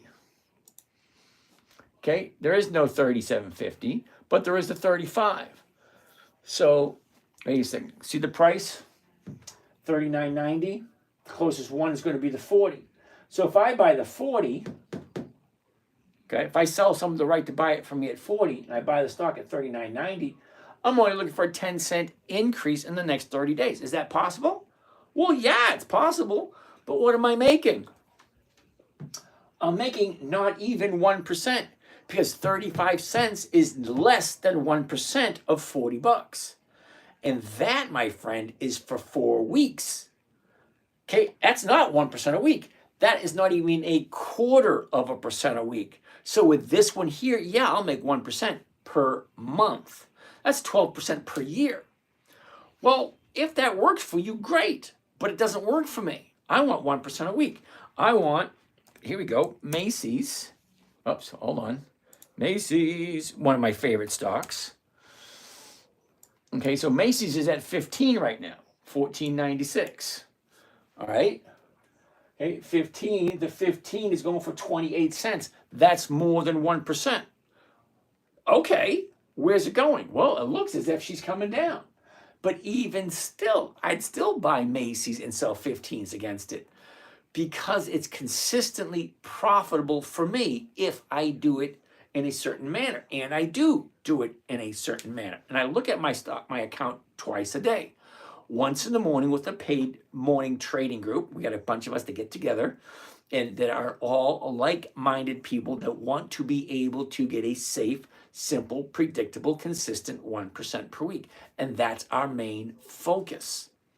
Okay, so if it means something to you, then great, do it. If not, hey, there's nothing wrong with doing monthlies.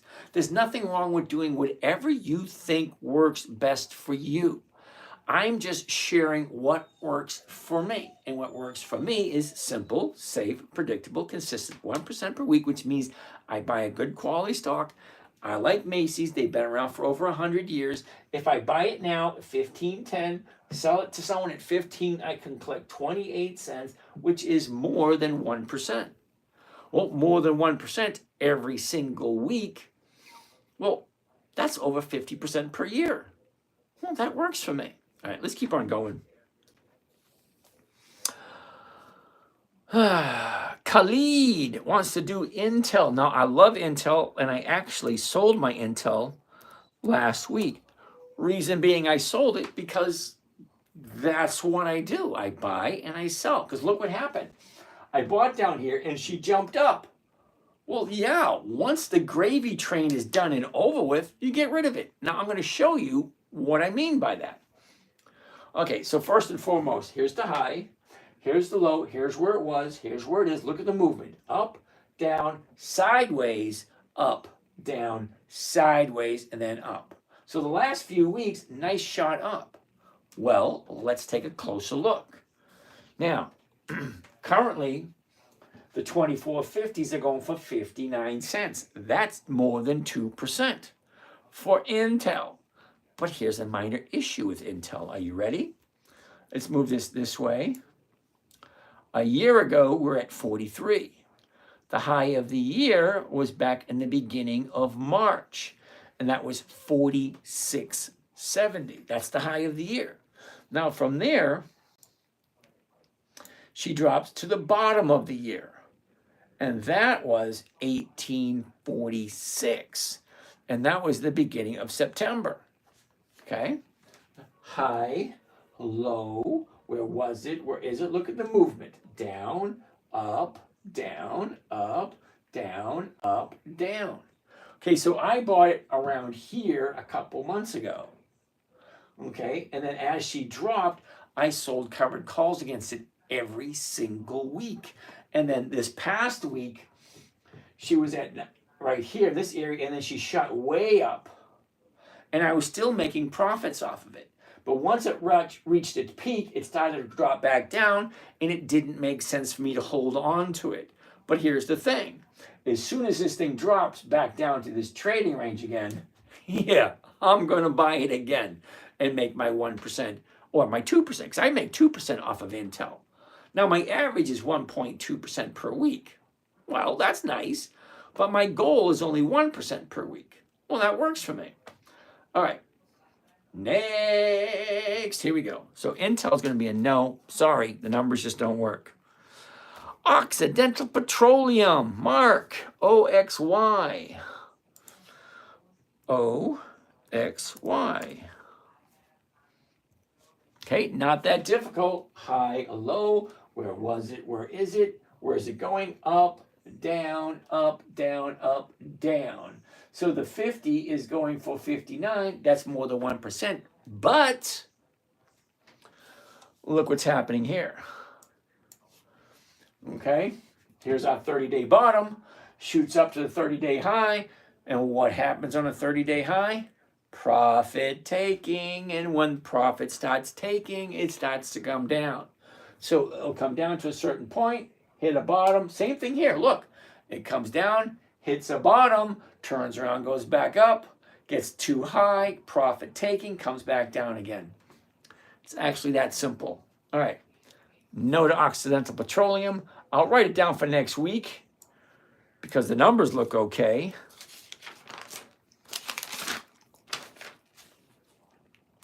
OXY, next.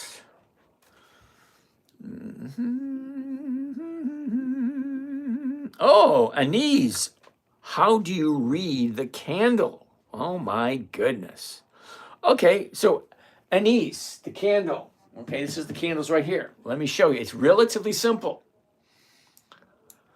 Okay, now you may not know it, but as soon as I point it out to you, you'll never be able to unsee it. Okay? Facts. I love facts because you can't argue with facts. You look at a candle, all right? You have the body of the candle, you have the wick above, and the wick below. Okay? The high of the day is the tip of the wick, the high at the top of the wick. The bottom of the wick is the low of the day. Now, the difference between the green and the red is the important thing. You ready? Here we go. Green is considered an up day. The bottom horizontal line is the opening of the day. The top horizontal line is the close of the day. Now, the distance between the bottom wick and the top wick is the range of the day. So let me see if I can point that out to you.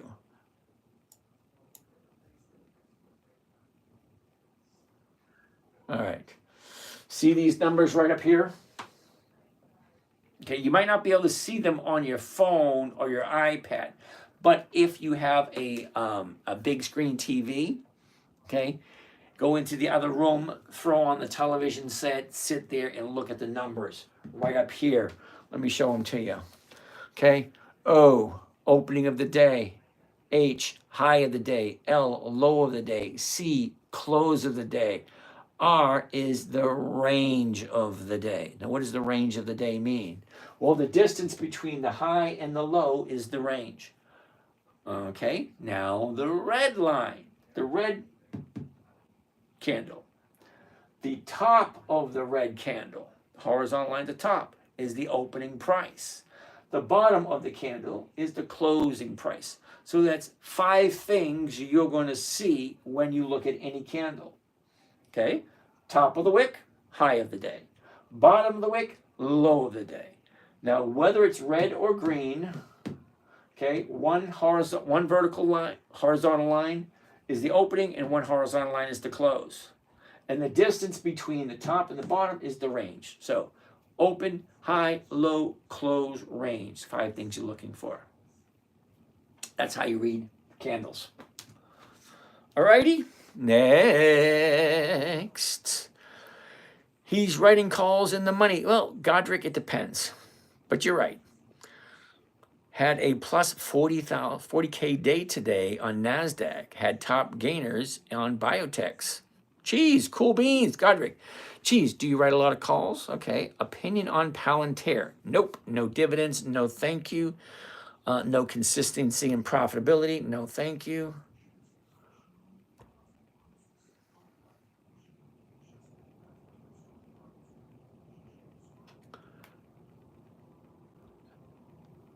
Nick R. Cement.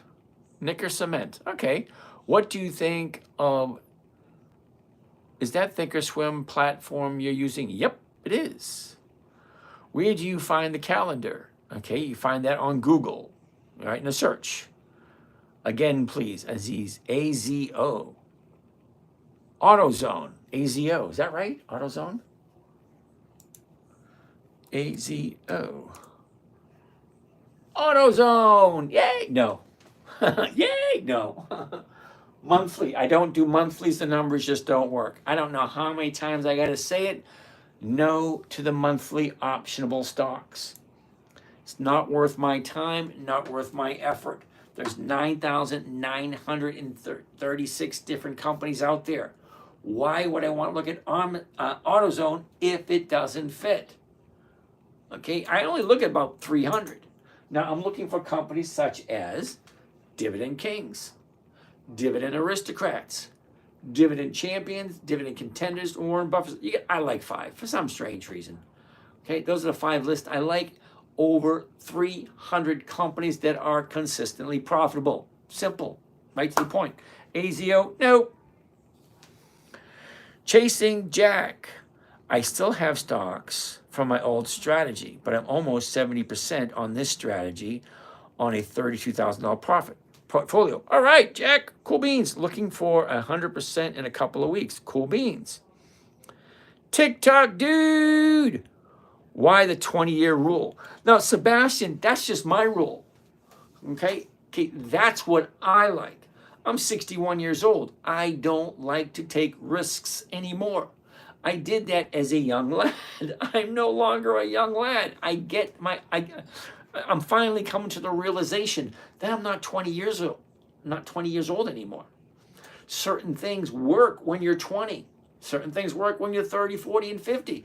Not so much when you're in your 60s, dude. Whole different story in this side of the fence.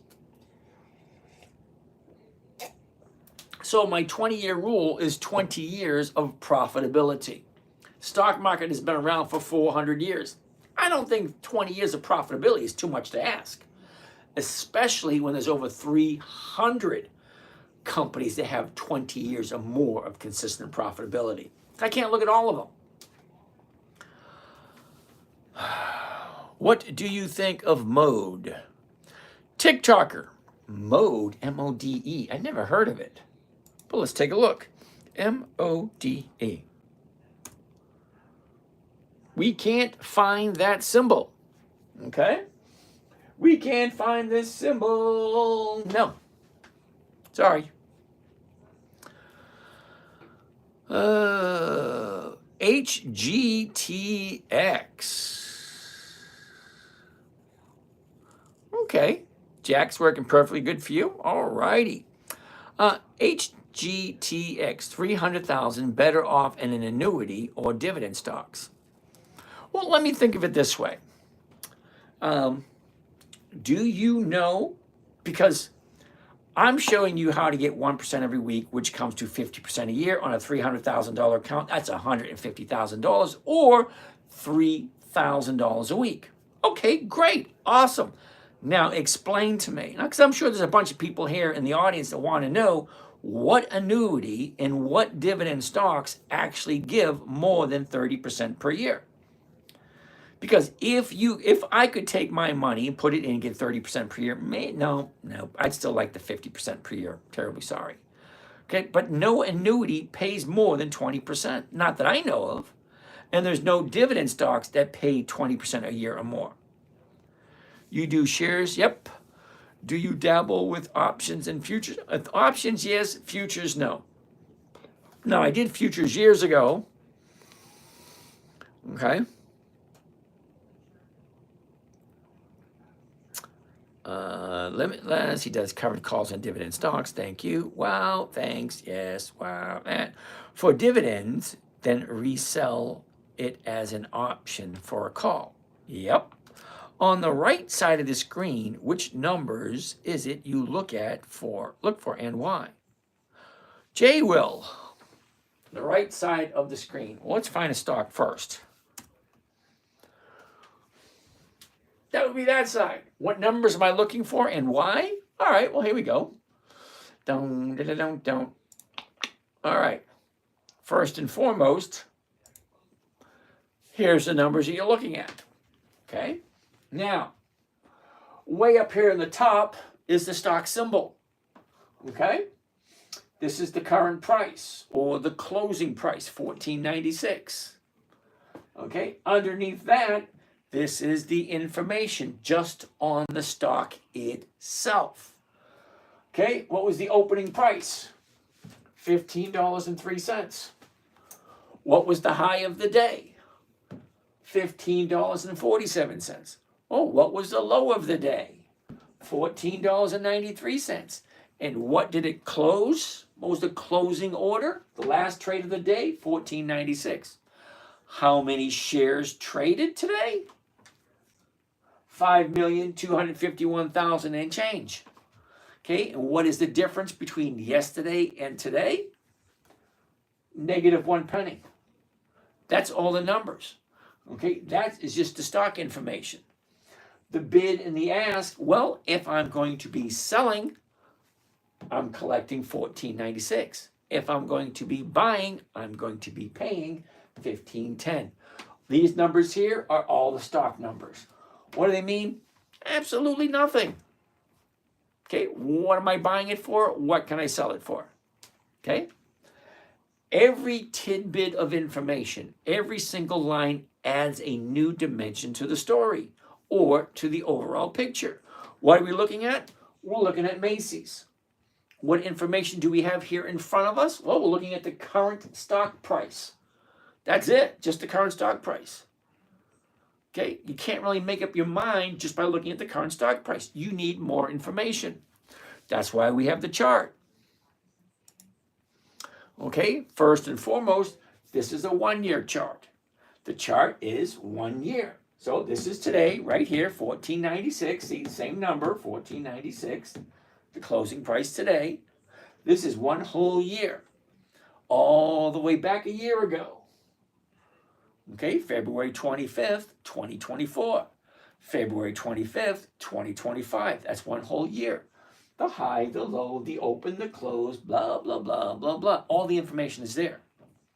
It tells you exactly what you think is going to happen. Well, here's the last 90 days. What are we looking at? The high, the low, the open, the close, blah, blah, blah, blah, blah. All the same. So those are the numbers I'm looking at. Well, that's just the stock information.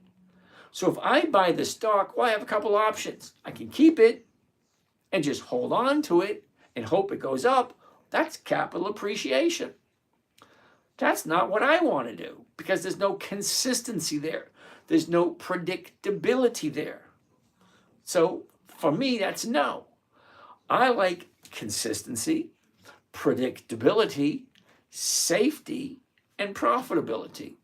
I like those leads. They're kind of nice. So what am I looking for?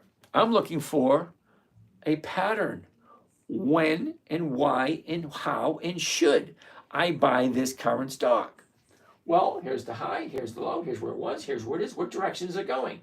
Down, up, down, up, down, up, down. No, not at this moment in time.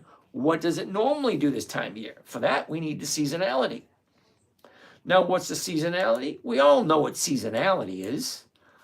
It's winter, spring, summer, fall. Well, those are the seasons. Okay? January, February, March, April, May, June. This is a whole year. January 1st here, December 31st. This is the movement of the stock used based on historical performance.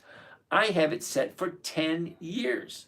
So this is the 10-year moving average. This is what it's done in the last 10 years on average. Now I can change it to 5 years. Okay, that's the 5-year moving average. This is the 2-year moving average. Okay, you can change it to whatever you want. Here's the 20-year moving average. Okay, now 20 years seems like too far away from me. So I just like the 10-year. See, the 10-year gives me a good idea what the stock normally does this time of year. So does it make sense? Well, Macy's right about now goes sideways and a little bit of upturn there. So let's zoom in a little closer.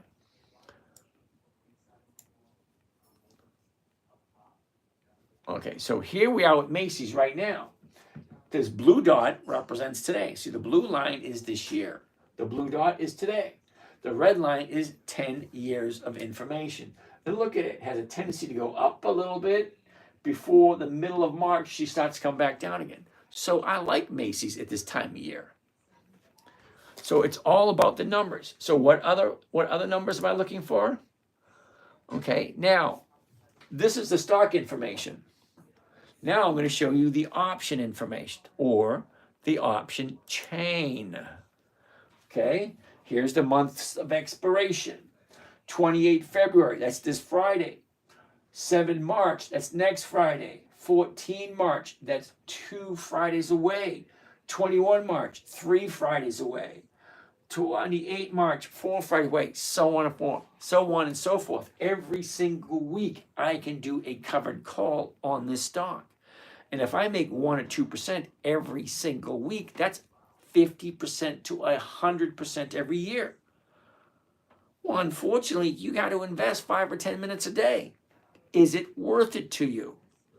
Well, what do you do every morning anyway? You get up, you get your coffee, you take your shower, you have your breakfast, then you go to work. Well, why not wake up 5 or 10 minutes earlier, sit in front of your computer, do your little gardening, do your little tweaking. Okay, well, Macy's is coming up this year. Oh, this month. Oh, look at the numbers. Great, let's buy it. Okay, people spend more time on their weekly barbecues or their weekly get-togethers with friends than they do on their personal finances. Okay, if you have the opportunity to double your money every 14 to 16 months, why wouldn't you? Okay, so how long would it take you to get from where you are to where you want to be in the shortest period of time? Because the clock is ticking whether you like it or not. Every day that goes by gets you closer and closer to retirement. Which gets you closer and closer to the Undertaker. That's a sick way of looking at it, but it's true. Okay, how do you want to live your life? You want to live it working 40, 60 hours a week, every single week, and never seeing the opportunity to retire? Retirement is fun. I sleep until I'm done. I wake up when I feel like it. Not really, because the market opens up at 9 in the morning. So when I say that, to me, a luxury is sleeping until 8, 8:30, 9 o'clock. Yeah, but for the most part, as soon as the sun's up, I'm up. But that's me. It's different for everybody. All right, so let's keep on going. So those are the numbers I'm looking at.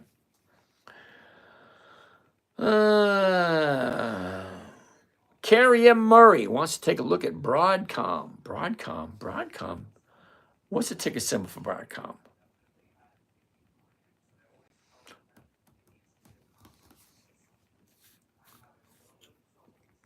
Crypto Legend wants to look at Texas Instruments, TXN. Oops, let's go back to here. Let's change this back to standard and look at TXN. TXN, Texas Instruments. There we go. Unfortunately, all right, here's your 30-day bottom right there. 30-day high. Now you get your profit taking starting maybe in a couple of weeks. We'll put TXN down for a couple of weeks.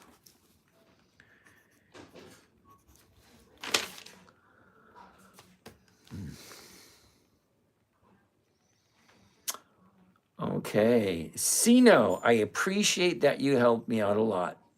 Jay Will, you're welcome. Now, Sino wants to take a look at Bitcoin. Now, I got a little minor issue with Bitcoin, Sino.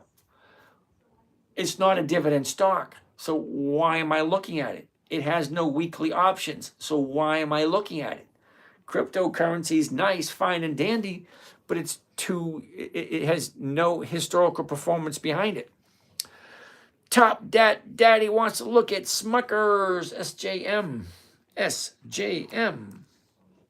This is where we say no. Now, Top Daddy, you've been here long enough. You know I don't do monthly, so why are you suggesting it? Okay, now remember rule number 1, never buy something you don't understand. And you've been here long enough to know rule number 1, don't buy something you don't understand. And if you understand Smuckers, you would know it has only monthlies, and you would know that it's going to be a no.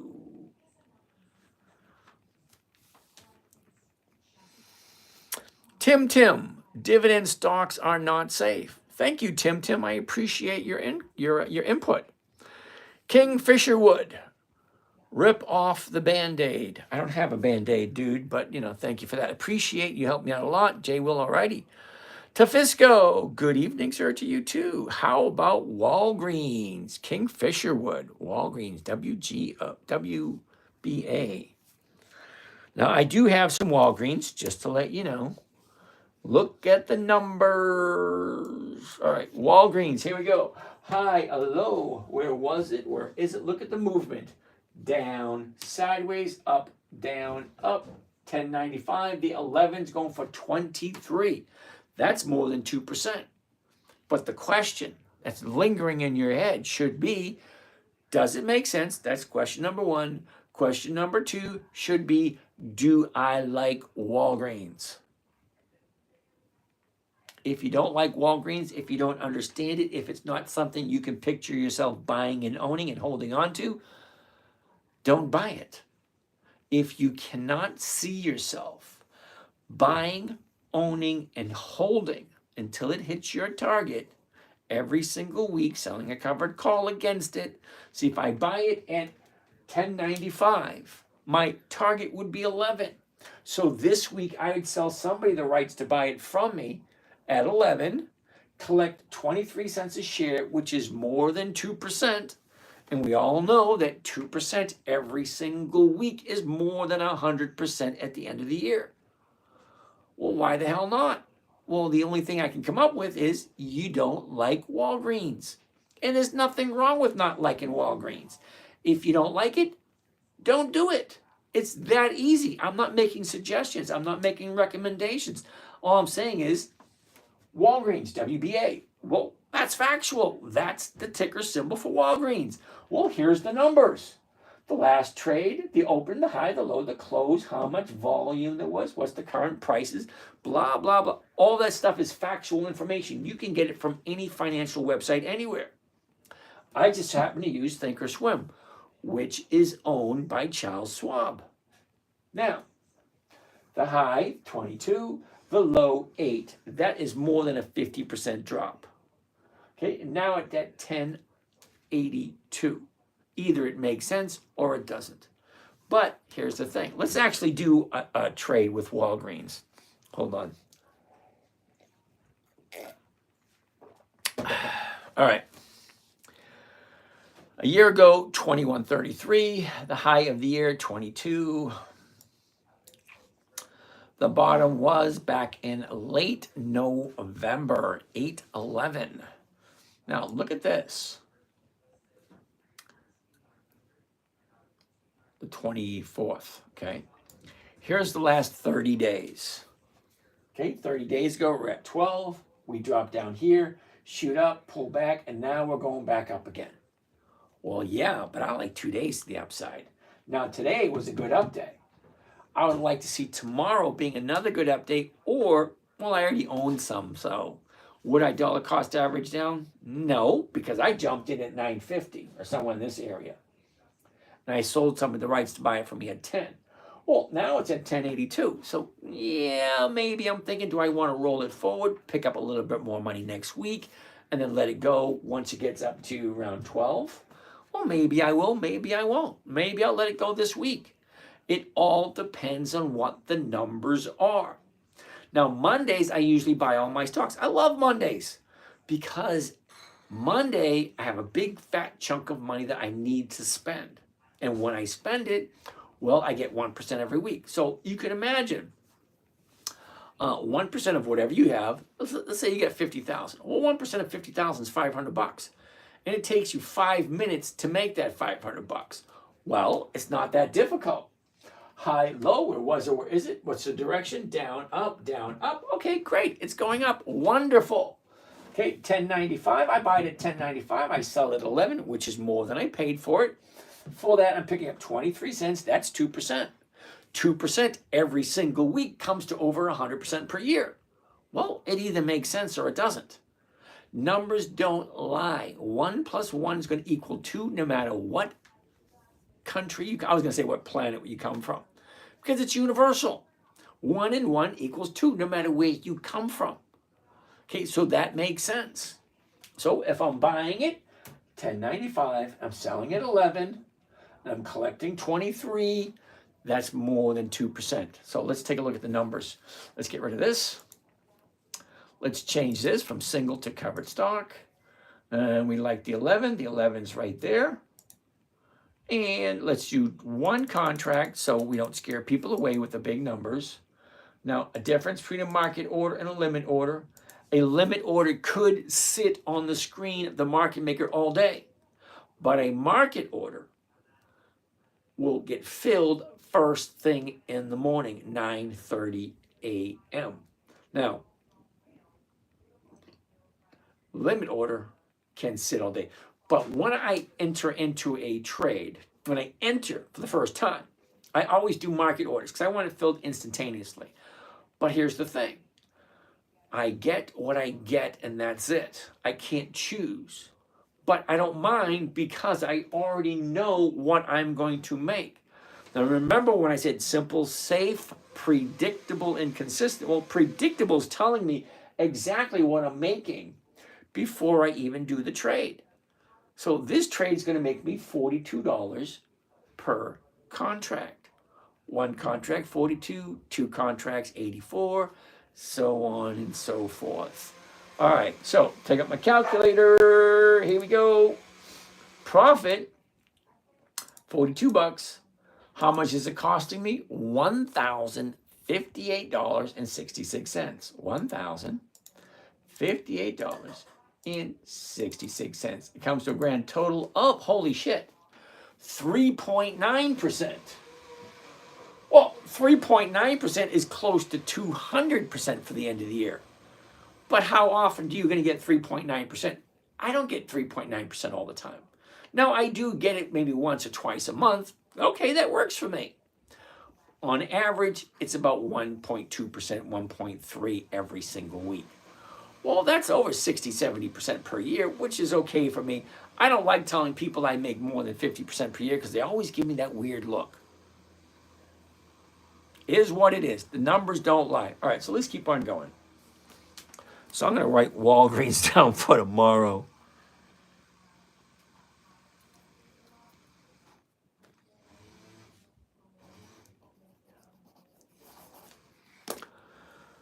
All right. Eric wants to take a look at PNW. What the heck is that? Okay. Antoine, I did 3 covered calls and I have money in futures and never made a deposit. Okay. Not quite sure what that means, but alrighty. Eric, your outlook on PNW. I have no idea who PNW is. So let's take a gander at it. Let's get out of that. Let's get out of that. Let's get out of this. Let's go over to here and let's put in PNW. Nope. Wasn't that easy? Monthly. Now you're new here, so I'm going to cut you a little bit slack. Monthlies, they just don't work. For me. Now you may like them. Perfect. Awesome. Great. More power to you. I wish you luck. I really do. I want everyone to be profitable. Find a strategy that works for you. Okay, it could be my strategy. It could be someone else's strategy. But never stop looking. Keep asking questions. The answers are out there. I remember that was in the X-Files. The answers are out there. They are. You might not like them, but they're out there. All right. PNW. Sorry, it's a no. 2 + 2 = 4 no matter what planet we come from. VE, you're absolutely correct.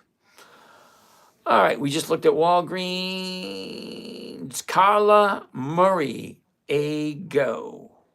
AGO? Oh, AVGO. AVGO.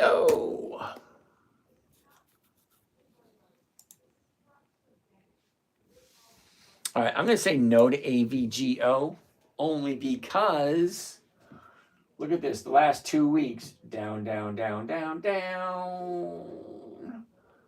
Okay. Now, maybe sometime this week or next week, once this thing finds its bottom, turns around, goes back up, may be a good thing to jump into. So, Carla, write AVG down for next week. Okay. Show up next week and say, hey, let's take a look at AVG this week, because this week it's a no, but next week it'd probably be a yes. Because we got what? How many? We got 4 days left. How far down can this go? How many days in a row before it stops, turns around, goes back up? Because they go down, they hit a bottom, turn around, go back up, hit a top, turn around, go back. That's it. It's kind of like a bumper car. Up, bump, down, bump, bouncing off, top, down, top, whatever.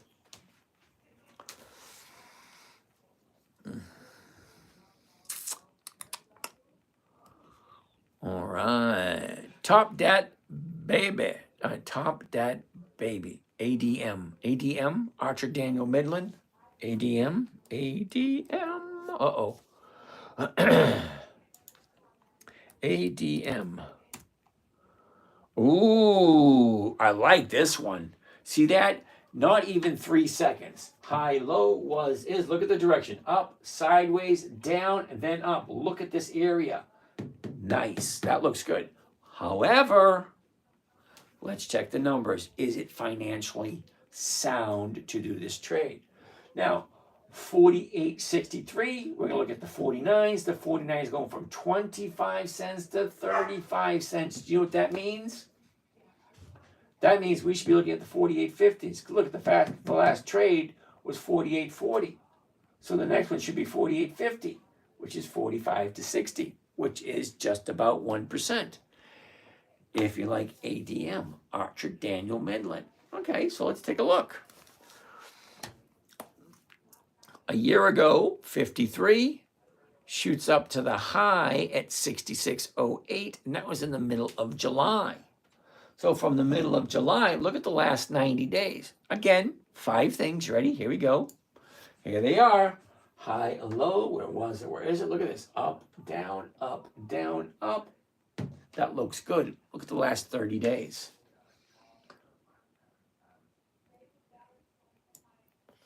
Okay, here's your last 30 days. Now this is awesome. Goes from 50 to 52, drops down to 45, and slowly comes back up around 48. Look at this gap. That gap is going to fill, and that thing's going to shoot on up. Now, that being said, the 48.40, the next one will be 48.50, okay, between 45 and 60. Okay, so you make your 1%. If you like ADM. It always comes down to those 5 questions. Does it make sense? That's number 1. Number 2, do I like this company? Do I like this company at this price? Am I willing to buy it and hold on to it until it hits my target? There was another one. I forget what it was. But anyway, let's keep on keeping going. Okay. Raphael, James, I just woke up. It's 6 a.m. in Switzerland. Cool. I feel sorry for you needing to deal with all the stupid comments. I probably shouldn't have read that one out loud because some people might get offended. But you got to think about it because some people are new here. Okay, so maybe it's here for the first time and they don't know what questions to ask or what questions not to ask. So I just go with the flow, you know. Next question. Holy shit, it's past 11:30. Whoa, we are done. I'm going to finish up the questions and we are done for the night. Silver Wolf, what if the current price is lower than the average price for shares you already own? Do you sell contracts at the strike price for a lower than your average cost or hold and collect a dividend? Well, Silver Wolf, it's always, always, always what makes the best financial sense. Now, let me give you an example. I own U.S. Steel at 41.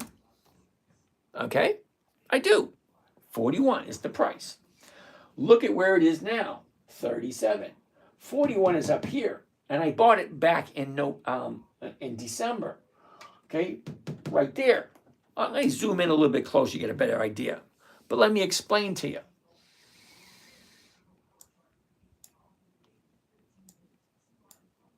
Okay. Now, I originally bought U.S. Steel at 41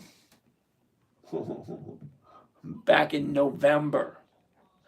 November at 41. Look what it did. Here's 41 right up here. It came down all the way to 30. It went back up right over 41 a couple of weeks ago. Now it's back at 37. And I still own it. But here's the thing. Let's go over here. Okay, so here's the current price on U.S. Steel, $37.69. That's the current price. You really can't argue with that. Now, I own it at 41. That you can't argue with either.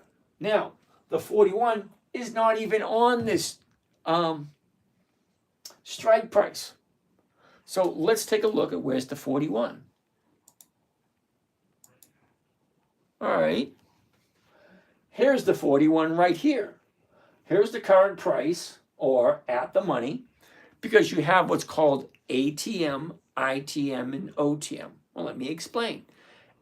ATM is at the money. That's right where this line and this line, see, this is all purple, this is all black.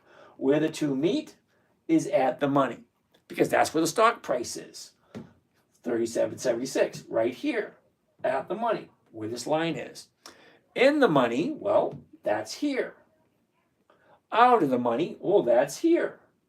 Okay, so right now, I could sell somebody the rights to buy my stock, which I own at 41.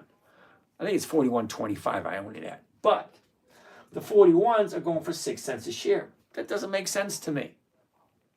But what does make sense to me is selling 3 strike prices out of the money. So here's at the money here. 1 strike out of the money is 38. That's a little too close for comfort, because right now the stock's at 37.76 and we got 4 days left. Okay, 2 strikes out of the money is 38.50. Well, 38.50 is right here. Well, let's get this.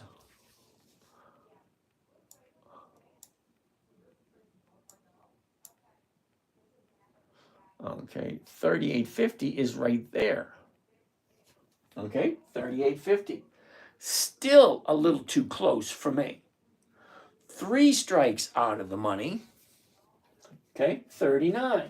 Well, the 39 is right here. Now, for me, I'm okay with that. So if I sell somebody the rights to buy it from me at 39, well, here's my risk and here's my reward. Because there's always going to be a risk-reward ratio. What makes sense to you? What makes you uncomfortable? Well, 3 strikes out of the money is okay for me. What am I getting at 3 strikes out of the money? Between 27 and 44. Now, this morning, that price was different, because this morning we had 5 days of time value, which was Monday, Tuesday, Wednesday, Thursday, Friday, this week. 5 days.